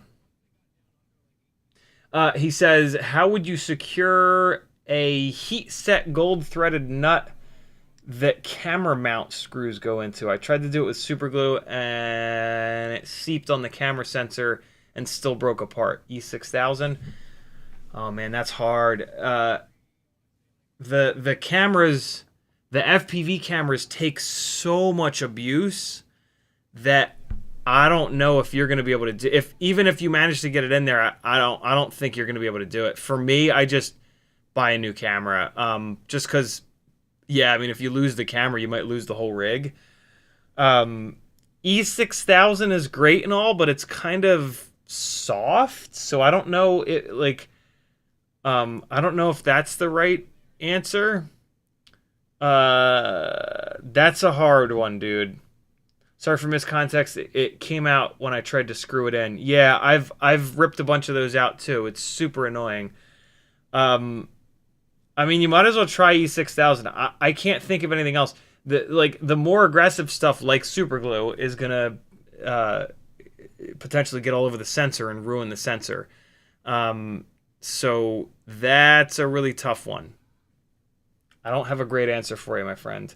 Parkour guy also says, what 450s do you recommend? I have tattoo batteries, but I don't know if they're folded cell. And are the cells kind of the same, like 65 millimeter cell batteries? Yeah, I've tried a bunch of the different 450s, and I don't really see much of a difference. I've tried the old school Beta FPV blue and white ones, the new Beta FPV lavas, the black Weebleeds, and the Tiny Whoop 450s that have the little lead with the connector. What I will say is that the Tiny Whoop batteries with the little lead like this, these are lighter, which is great. What I don't like about these, though, is they don't have anything holding them in the frame. So if you nose it in really hard, the battery can slide out the front, which is just super annoying. So I don't really know if I have a favorite, but they all seem to perform exactly the same. I think that they're maybe all folded cells, because they look very square. I could totally be wrong about that, but yeah, I haven't noticed much, if any, of a difference. That being said, some of these 450s are old. Like the Beta FPV blue and whites, they're older. The Weebleeds are a little bit older. The Tiny Whoops are brand new. The Lavas are brand new. And so it's hard. Like when I have batteries that are of different ages like that, I'm not, when I fly them back to back, it doesn't stick out like a sore thumb if I get like 10 extra runtime, 10 extra seconds of runtime on the one.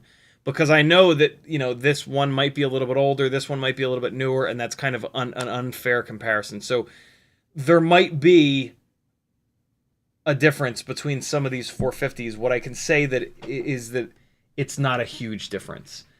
So like if you're doing an order on Weebleed tomorrow, just get the Weebleed 450s. Don't like go out of your way to like do a separate order on Get FPV because the Beta FPV lavas are a newer battery and might be better. I don't really think that that's the case. I think you can buy any of the BT 2.0 450s and they're going to be damn good. This is Shelby and the crew did a live stream, and apparently I just happened to fly in here at the very end of the live stream and they all went absolutely bananas. I was like far away from them and I could hear them all screaming and yelling. This was super funny. The timing was just hysterical.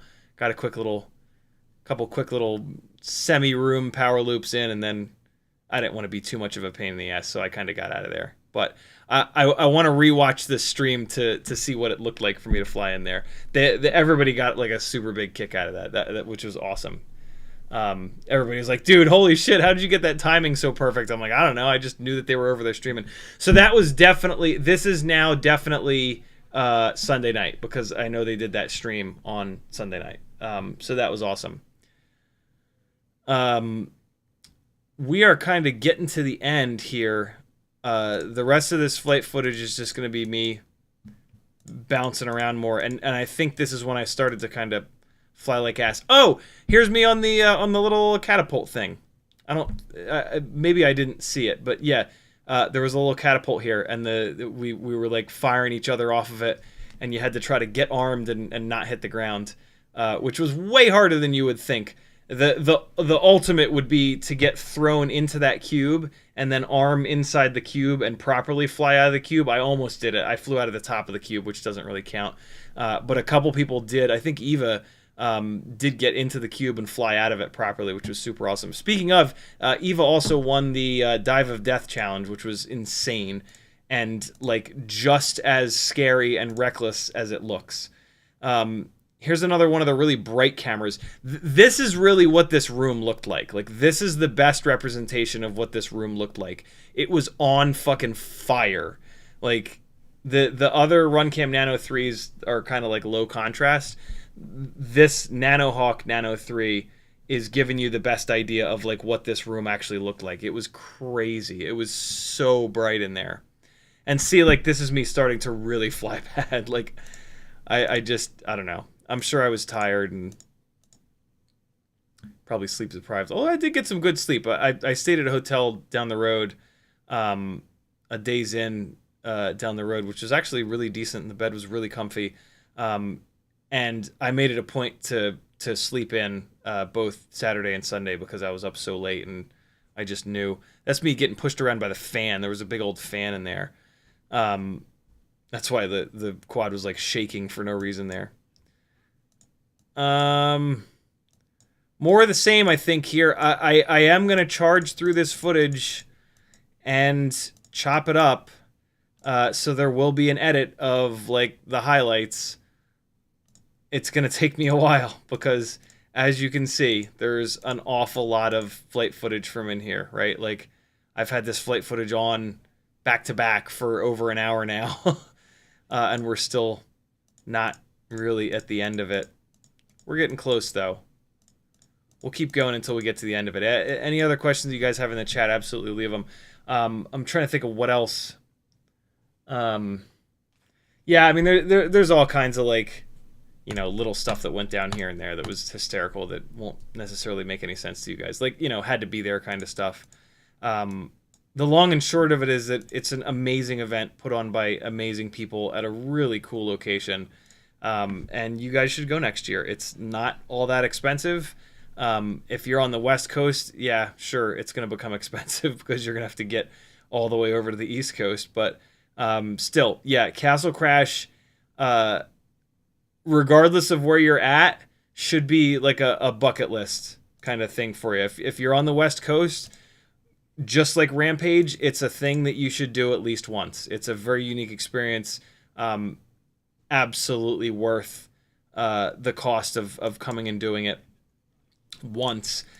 I, if you're paying $1,000 for a plane ticket, I don't necessarily know if there's events on the West Coast that you can get to for a lot less than the cost of flying across the country. So those are probably the events that you're going to do every year. If you can afford to do it every year, hell yeah. Same thing I say about Rampage every year is like, sure, if you can afford to do it every year, it's super fun. It's a massive party with all like-minded lunatics. But yeah, you got to come to a Castle Crash. It is a very unique event at a really cool spot with a really cool group of people. It's definitely more of a grassroots event than Rampage, which is not a negative at all. If anything, that's like a kind of like a positive thing. Yeah, there it is. I got through it all. So there is all of the flight footage from that I got from Castle Crash in one live stream. It's going to take me a while to cut it up because there's so much of it. But I spent like 4+ hours last night, and it was a blast. Kevin Sumner says, witness any wild recoveries? None that crazy. Bunch of rigs got stuck in trees, poke them out, away we go. Yeah, no super crazy recoveries.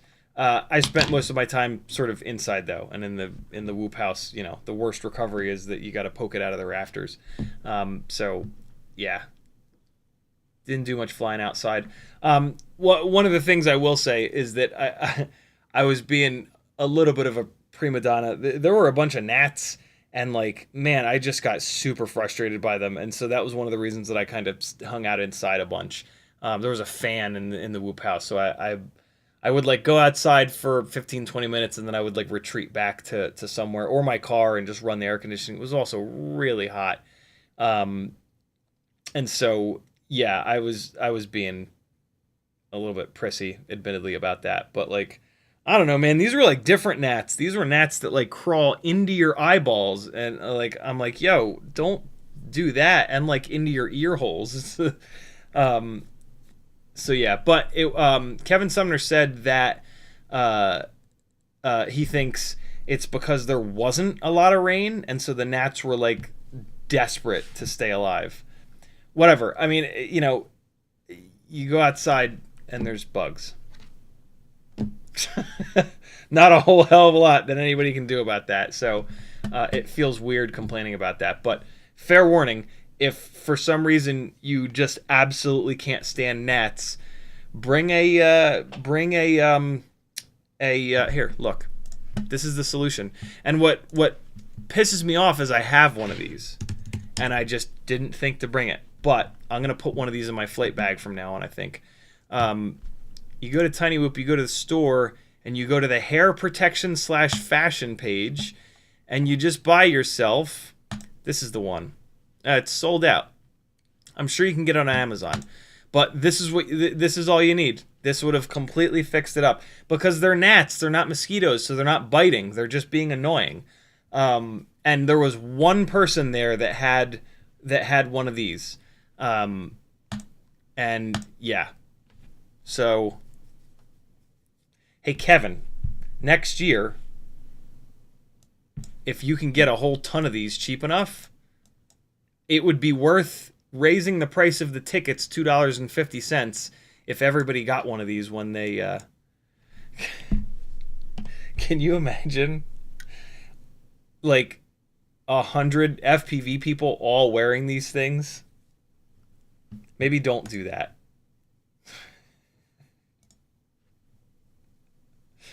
I don't know. That might be a bit much. That might be a bit much, everybody wearing these, but I, for one, would absolutely have worn it. To hell with what it looked like. I was pissed that I didn't that I have one of these and it was sitting in the garage. The reason why I didn't think to bring it is it was in the garage because this nightmarish rock project in the backyard here I've been wearing that because our mosquitoes are just absolutely horrendous. And like I can kind of deal with getting bit on my arms and legs by mosquitoes, but what I can't stand is them biting me in the face and neck. So yeah, I've been actually using mine, and it works great, and you don't even notice it after a couple of minutes. But it might be weird. 100 FPV pilots all wearing these things. Who knows? Whatever. I'm sure on Amazon you can just search for like mosquito protection head net. There you go. Yeah. So, a couple of bucks.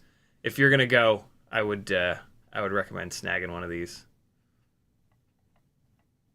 You'll only look a little bit dumb, but it'll be worth it. I promise. Look at all these happy people. It'll be fine. You can get a green one, a camo one. Get an 8-pack. Get them for you and your friends. There it is. 16 bucks for an 8-pack. Come on. Be a pal. You'll be the most popular person at Castle Crash if you buy a couple of these 8-packs, and then whenever somebody doesn't have one, you give them to them. There's the top tip. Top Castle Crash tip. Buy an 8-pack and then hand them out. There you go.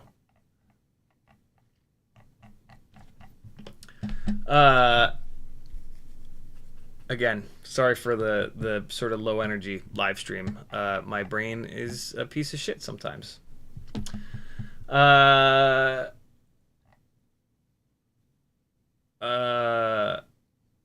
But you know, mental illness doesn't prevent you from having to go to work, and that's okay.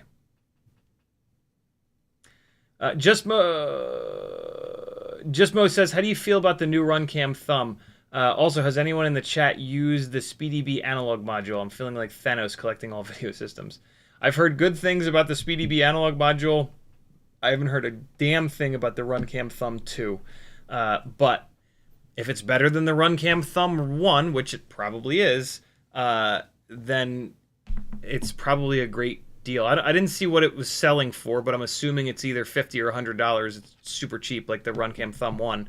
And so, yeah, it's probably really good. But I haven't heard a single or seen a single thing about it.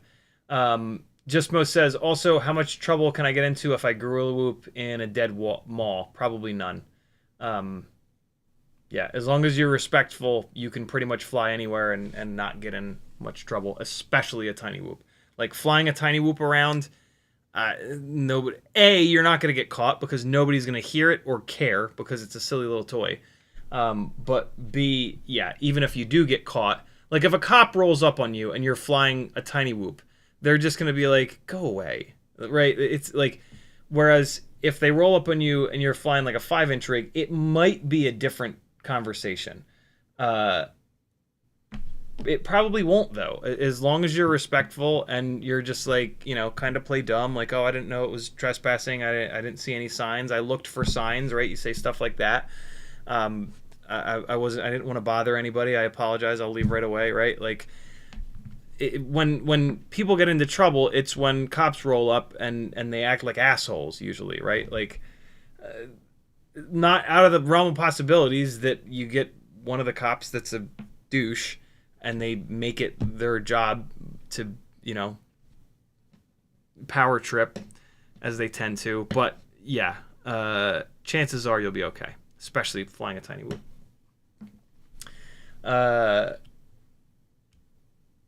Parkour guy says, I have a black circle in my cam feed now from the drop of glue. Unfortunately, it was a day-old camera, and I think I just tried to screw it in too tight. Yeah, I mean, look, sometimes you gotta learn shit the hard way. Those are the lessons that you'll never forget. So if you didn't make that mistake now, you would have maybe made it a year from now. You got that mistake out of the way. Now you can make a different mistake next time. You'll never use super glue on a camera again. And you'll probably never over tighten one of those camera screws. So yeah, it's a probably $25-ish lesson. Hopefully it's an analog camera. not a digital camera because they're more expensive. CMYK says, yo. Off-Axis says that's too funny. Bob Grattan says, I've got a Whoop Fly 16 ELRS with Walksnail, and I've burned the AIO flight controller. What would be a good replacement? I would get the same one. Since it's a bind and fly, all of the wire runs and everything are set up exactly for that. And I don't think that AIO is a bad AIO per se. So yeah, if it's relatively new, I would get in touch with whoever you bought it from and say, hey, this AIO burned up. Can you send me a replacement? I'm willing to install it. It sounds like you're willing to install it. And then the other nice thing is you can just do a backup from the old flight controller, as long as you can still plug into USB in theory, and just pull all that stuff off of it. And just drop it onto the exact replacement one. You would not want to do that necessarily with a different AIO because there could be specific things to that original one. So yeah, easiest bet is to replace it with the same AIO, and maybe you can even get one for a discount or for free if it's relatively new and you're nice to whoever you bought it from. In fairness, if you're 20, 30 batteries deep or more, they have all the right in the world to say no, and you cannot get pissed off at them about that. They have no idea how hard you beat on it or what kind of insanity you did with a soldering iron to it. So they are well within their rights to say F off. But most manufacturers won't if they see that you got it pretty recently, right? If it's 6 months old, you're on your own. Danzilla says, what was the dive of death? Got footage. Did I miss it? Might have been pooping. I did not get any footage from it because they were flying, so I didn't also want to be flying. But the dive of death looks like this. So they tie a balloon. They tie a balloon to a camera. Here we go. It's also called balloon pop-a tent. So here's Adam C doing it. So, sorry. So yeah, they tie a balloon up here, and then you have to punch out up above the canopy of the trees, and then drop down and try to hit the balloon and pop the balloon. And then really you're trying not to hit the ground, but it's just so difficult to even hit the balloon. To also then not hit the ground is damn near impossible. But yeah, that's what it is. You fly around in a circle 3 times, and then you do a throttle punch high enough to get above the treetops, and then you try to drop down and hit the balloon. And like all on the out, the reason why I say it's insane and sketchy is on the outside here. Like there was some netting and there are some wooden supports, but then all the spectators are around the outside, and so you're you're like slamming down at 1,000,000 miles an hour, trying to hit the balloon, not hit the ground, and there's just a lot going on, and so yeah, it's crazy. it's pretty wild. Something you gotta see it to believe it. Got that. Kevin Sumner says, preliminary results of the first survey say that the gnats are the number one issue, so you're not alone. Parkour guy says, is there camping for free or cheap? I want to go, but getting there is already pricey. So jump over to the Castle Crash website, and all the details are there, all the prices, all the good stuff. It's castlecrash.org. I'm dropping it into the chat for you. All the info is there, all the prices, all the good stuff. This is still like this year's info, right? Like they don't have the dates for next year picked out or anything like that, but you can take a look at all the different sponsors, all the special guests that were there. Yeah. There you go, friends. There's even a whole bunch of the volunteers listed out here, like Bob Noxious on this page. There's Kevin Sumner. He's the head technomancer. Z-Bones, at Castle Crash, special guest, travel. Here's like, the address and whatnot. Flying at Castle Crash, some of the rules, some of the requirements. event schedule, so you can get an idea of like the different things that go on. There's these cool side quests that you could do for to win raffle tickets, and then they had tons of prizes that they did raffles for, which was super fun. Yeah, just like a really, really, really well put together event that is, yeah, super fun. Hey, there's the survey. Yeah, make sure you get to it at some point. Well worth it. Hang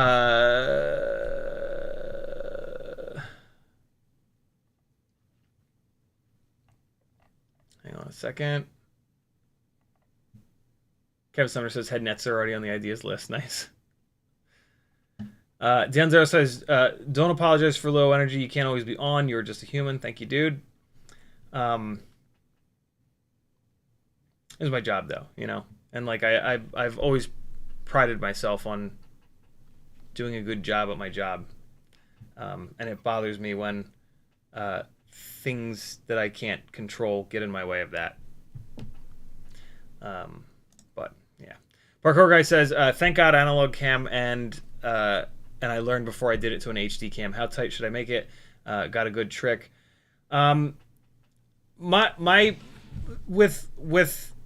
With small stuff, like with M1.5 and to some extent M2, well, it increases as you go up, right? With M1.5 stuff or smaller, down into like M1.2, if I'm starting to like regardless of what first of all, these Weeha drivers are narrow enough here where you can't over tighten stuff in a lot of cases, just because it's not like a big beefy, you know, handle like you get on the MIP drivers that you can fucking grab like this and really rail on, right? So just having a set of drivers that are really narrow like this is going to help a ton. I love these Weeha drivers. They're a great shape. They've got this little rotating cap on the back that goes in your palm, and then you use your middle and thumb to kind of spin it, and it's fast, and they're really well made. And yeah, I think there's even a link down in the description to a Weeha driver set. So yeah, having these drivers or another driver that's like this, thin and a plastic, not like a rubber that you can get a ton of grip on, right? Like that's a huge first step. And then the smaller it is, the less like angry I just get with it. Like if I find myself grabbing like this to get more of a grip, that's a surefire like, hold on a second, think about this moment that I'll kind of have, right? Like if I'm using this driver with my fingertips like this, there's no way in hell I'm going to over tighten something, regardless if it's M1.25 or M1.5. It's not until you start to do shit like this that you can. So that's kind of that would be the two-pronged approach, I guess. Get skinny drivers that are plastic, not rubberized, and just yeah, and it ramps up. Like you get to M2, and now you can start to like on an M2, on something that's M2, I can probably get a Weeha driver like this, and I'm still fine. M2.5. Now you can take like the socket-headed stuff. Now you can start doing that with a MIP driver, because like the M3 stuff, M2.5, sorry, not M2.5, 2.5 millimeter, which is M3.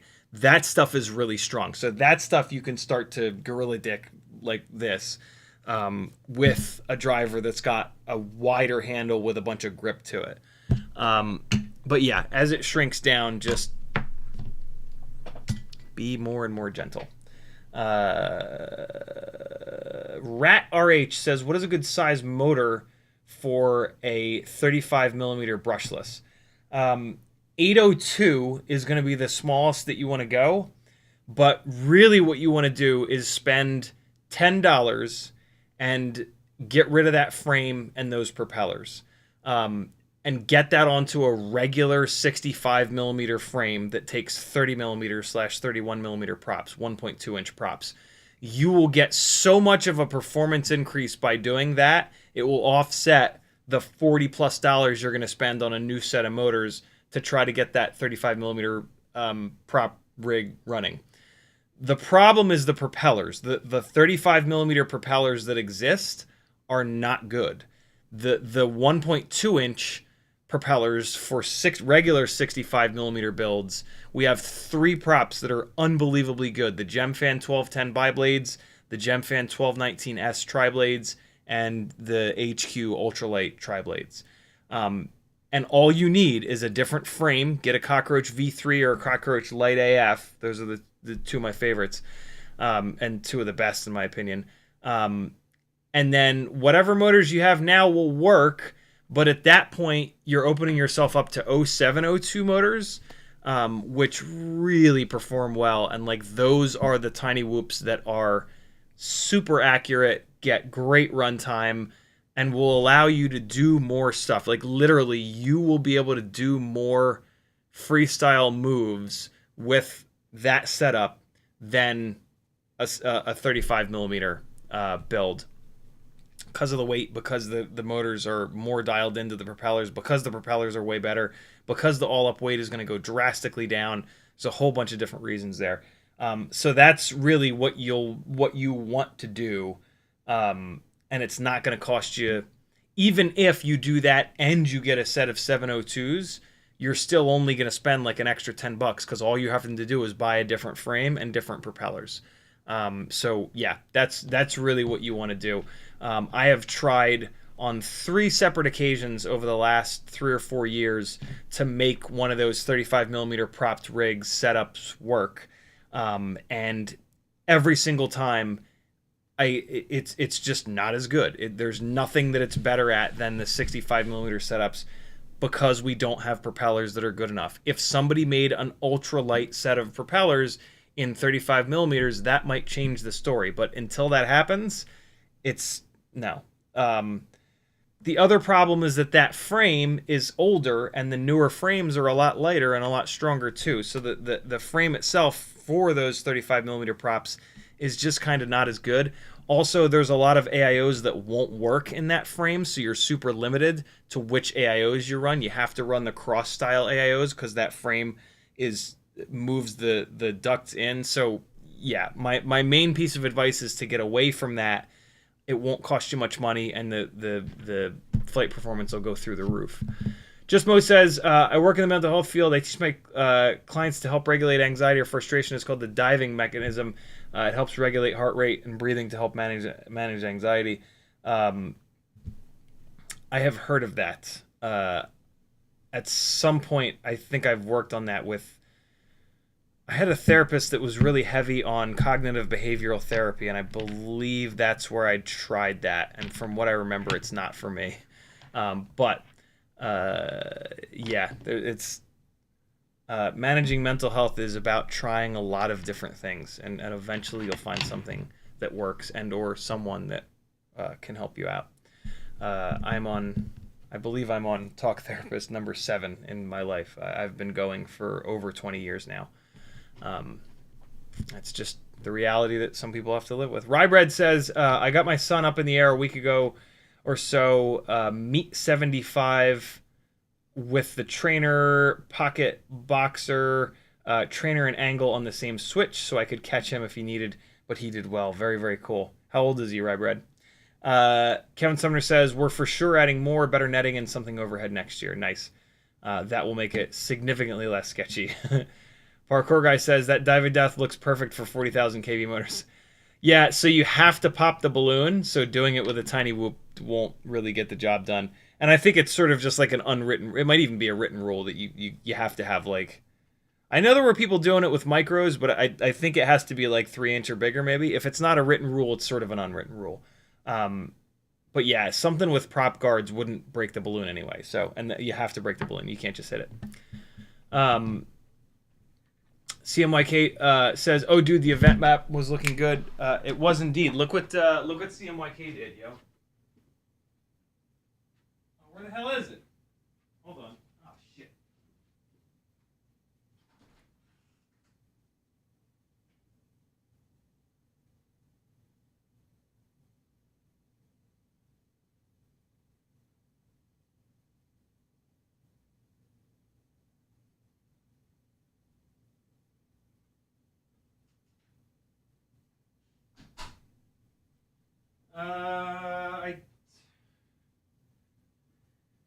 I snagged an extra event map so that I could send it to CMYK.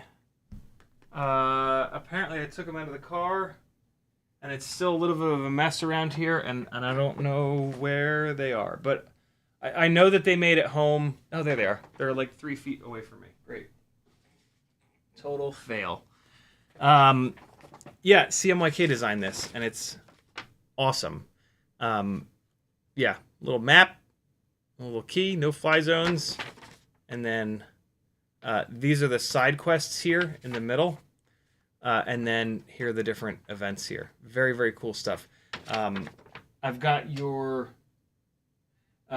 some stuff that I'm already mailing to you, CMYK, so I'm going to throw this in with them. Is this the fresh one that I got? I got stuff on one of them. No, this is the fresh one that I got for you. Yeah, man. I will send this over to you. Great job. This is like perfect. And Bob had it printed on like old-timey looking kind of paper. So yeah, good job, brother. Even people that couldn't go volunteered to help. Volunteered their time and expertise to help. Such a cool community, man. Mikhail, I haven't seen you in a while, man. How have you been? He says, I've been learning about gyro filter tuning and dynamic dampening and tuning with the sliders, trying to tune 5-inch washout from split S maneuvers. Any tips around this subject? The main tip is going to be that D-gain is what's going to do the bulk of the work. So don't go completely nuts trying to remove absolutely as much filtering as possible, because that will not allow you to run as much D-gain as you would with a little bit more filtering.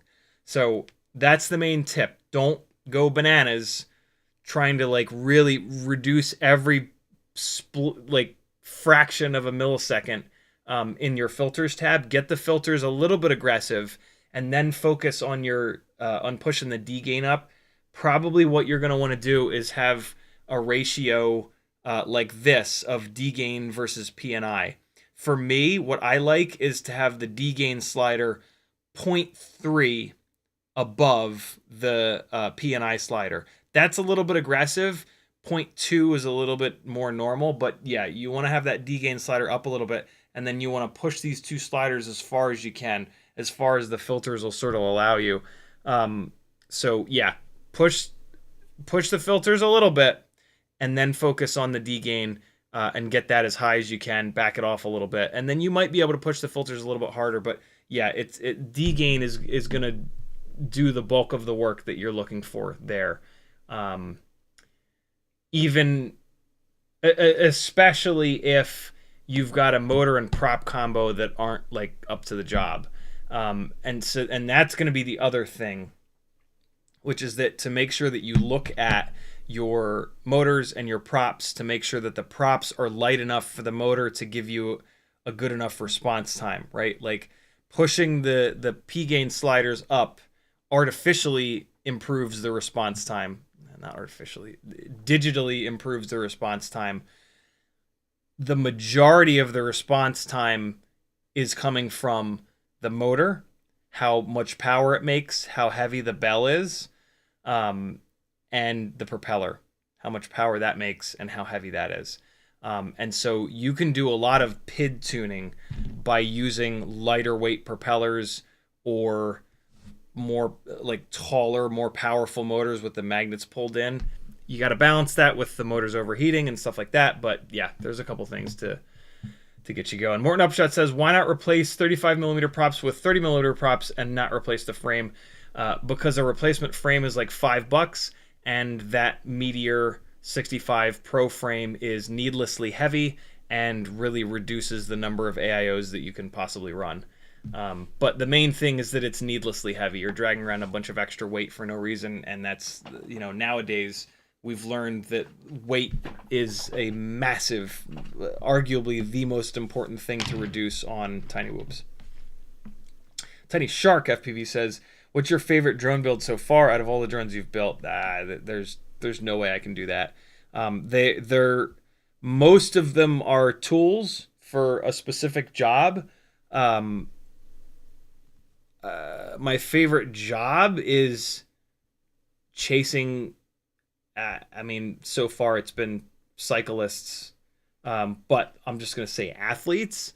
And the rigs that I chase athletes with the most are the live flying box frame rigs, which is kind of funny because like those builds are not like super interesting builds, but like I do something with those builds that's really, really, really fun. I also love the Cinesplores because I get to fly those around typically musicians sometimes, and that is incredibly fun as well. Yeah, they've all got things that are yeah, they've all got strengths and weaknesses, but they're tools, and they're tools for specific jobs. There's not one like build that has gone together that like. I mean, maybe like I guess the closest thing would maybe be the Mobula 6 2024 version 1 light AF build because it was just so lightweight. I mean, it still is so lightweight, but yeah, I guess that would be like the closest one to it. Most builds like I know exactly what it's going to be like, and there's really not many surprises, and that's a good thing. But yeah, there's never been a build that like absolutely kind of blew me away. They're always like, yeah, that makes sense. You know, the all up weight, the prop size, the voltage, the motor sizing, stuff like that. Demo FPV says, how long do we have to wait to get 65 millimeter whoops with motor plugs? Or should I buy one with soldered motors now? You can get a Mobula 6 2024 from a couple of different spots today, which have motor plugs. Or you can get a 2G4 AIO, which has motor plugs, from Race Day Quads, Pyrodrone, We Bleed FPV. So yeah, loads of 65 millimeter whoop options with motor plugs. If you want to buy a bind and fly that flies great, that you don't have to worry about upgrading, the Beta FPV Air 65 has direct soldered motors, but it's great right out of the box, and there's absolutely nothing wrong with that rig. But it's not as good of a candidate for upgrading as the Mobula 6 2024 is, in my opinion. And yeah, all of the Mobula 6 2024s that I've seen for sale now are the version 2, which have motor plugs. So yeah, you should be good. Kevin Summer says, your FPV gear is all piled in a giant heap, still like mine.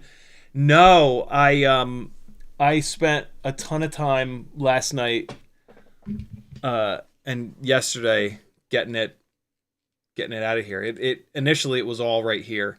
But yeah, I got most of it organized, and then I leave rigs here on the top of the couch that I want to fly. I have a whole bunch of batteries that are still charged up, so I'm going to put those guys in the air one of these days to discharge those batteries down. But yeah, I'm in pretty good shape. I'm pretty well cleaned up. A couple giveaways over there. A couple things that I'm waiting to kind of work on. This is the on-deck circle, which is always a little bit of a mess. But yeah, the two bins. I had two big clear... You can't really see it, but I had two big-ass clear bins with most of my stuff. And I got them emptied out pretty quick. CMYK says, thanks. Bob said he has some rad paper. Glad it all came out. Yeah, man, it looked awesome. Thank you. Parkour Guy says, what classifies aggressive filters? I've only messed with PIDs. So, first and foremost, the stock filters are pretty damn good. Like, leaving both filter sliders on 1.0 is not a bad thing like it used to be. Typically what I do is I grab the gyro filter. It depends on the gyro. But if it's not a BMI 270, and you can technically even do this on a BMI 270, I take the gyro filter, I move it all the way up to 2.0 because the gyro filtering doesn't do much. And then I'll take the D-gain filter and I'll usually just right away move it up to 1.2. And then that is like, that's not really aggressive, but that's like, that's starting to push the filters. At that point, I'll go into the PIDs tab and really focus on the D gain and the PNI gain. And then if I can get the D gain and the PNI gain to a point where the motors aren't getting hot and it's not flying away, but all the prop wash is gone, I will then come back and push the sliders even farther. Um, if I can't get all of the prop wash out with the PI and D gain, the tune is done. I leave the D and the P and I sliders as aggressive as I can get them before the motors start to get hot or it starts to fly away or do that weird like double throttle thing, right? When you blip the throttle, it goes like that means you're at the limit. If there's still prop wash, like that's it. I might screw around with adding a little bit more filtering to see if I can then add more D gain in, but yeah, usually like it's pretty close to being perfect at that point, and just focus on flying it. That is a pretty simplistic way to tune the filters. With black box, you can absolutely dive deeper and get a better filtering setup, but of the time, usually you only really have to dive in that deep if like there's a mechanical issue with the rig, or if like the motors are kind of too small for what you're looking to do, or like lifters are kind of a pain in the ass to tune, but I don't think anybody in here is building a lifter. So yeah, that setup is pretty damn good. That'll get you pretty close to being like 90% perfect. Mikhail says, awesome insights. Back to Emax Eco 2s, 2306, 1900 kV, and Gemfan Vanny style props, 5136. I've heard those props are really good. Dave S says, have you flown a Pavo 25? I have not. I'm putting DJI 03 in it now. I didn't like the analog, and I didn't want to haul an action cam. Yeah, I have not. I've heard good things about the Pavo 25, though. I think it's... And I've seen a bunch of working pilots that use the Pavo 20 and the 25, so I know if it's good enough for them, it's pretty good. Parkour Guy says, thoughts on Chris Rosser's 200-mile-an-hour drone frame. Would you ever build one? Super cool. I absolutely love that he's doing that. I wouldn't think that I would ever build one. I don't fly in big open spaces. If I had a big open space that I flew at a lot, though, goddamn right I would. That'd be hysterically fun. So yeah, I love that it exists. What I would only go down that path if there was like a motorsport event that was looking for that had like grip based cars that were gonna get up into triple digits. I would love that. I would love to be forced to build one of those. But that that would have to be a gig with like multiple days of filming, day rate every day to justify the cost and the time of that build. And yeah, there's pretty few and far between. But you never know. You never know. It's amazing that it exists, so that tomorrow, if I get an email saying, "Hey, we've got a GLTC race at Atlanta Motorsports Park that we need coverage for. What does your rate look like?" It would be so amazing for me to send them an invoice with the price of that rig in it and say, it's this and my day rate, ready when you are. That was the exact thing that happened with the cycle race, the cycling racing. They contacted me. I did not have any builds that were suitable for it. And I just started up a conversation with them and explained the whole, explained my background, the focus on safety. Here's how we do it safely. This is the exact rig that it would need to be. This is what it'll cost. And they covered it. They covered the cost of building one of those, and all the other stuff on top of day rate. And yeah. Tiny Shark FPV with the last comment of the live stream. He says, my 2S Walksnail with 1002 19800s are currently at 0.8 to 0.9 master multiplier. Is that fine? As long as it doesn't prop wash or yaw wash out or have any other bad flight performance issues, for sure. It's very tempting to think that if you have to move the sliders down, it's bad. That's not true at all. Like, where the sliders are does not matter. The flight performance is what matters. If the flight performance is good, but you had to turn the sliders all the way down to 0.1, who cares? That just means that you've got a rig that has a crazy response time, and you're having to dull, it would be this way, you're having to dull the digital response time of the PID controller. That's completely fine. It's all about what it does in the air. If it feels good in the air, if it eats prop wash up, yeah. I know what you're feeling though, Tiny Shark. It feels like a failure to have to move those sliders down below 1.0, but there are situations where you have to do that, and it actually means that your mechanical system is like dialed. It's a little bit too dialed, to be totally honest, but that's okay. Thanks for hanging, friends. CiottiFPV.com if you like this kind of stuff and want to see it continue. I do need your support. Hook me up with a Patreon if you're not. Check something out on Etsy. Work one-on-one with me if you want to learn a lot, have even more fun. I'm here for it, my friends. I'll see you on Friday at 7 o'clock. I played all that flight footage. What am I going to play? What am I going to play you guys out on?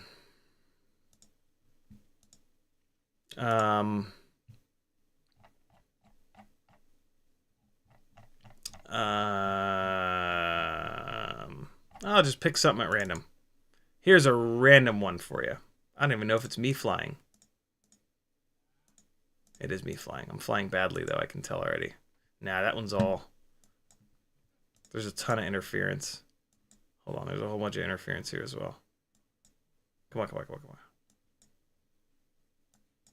That one's only 15 seconds. That one's only 6 seconds. That one's only 5 seconds. 4 seconds. Great.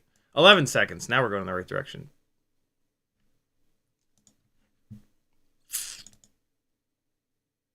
Here we go. Love you guys. Bye.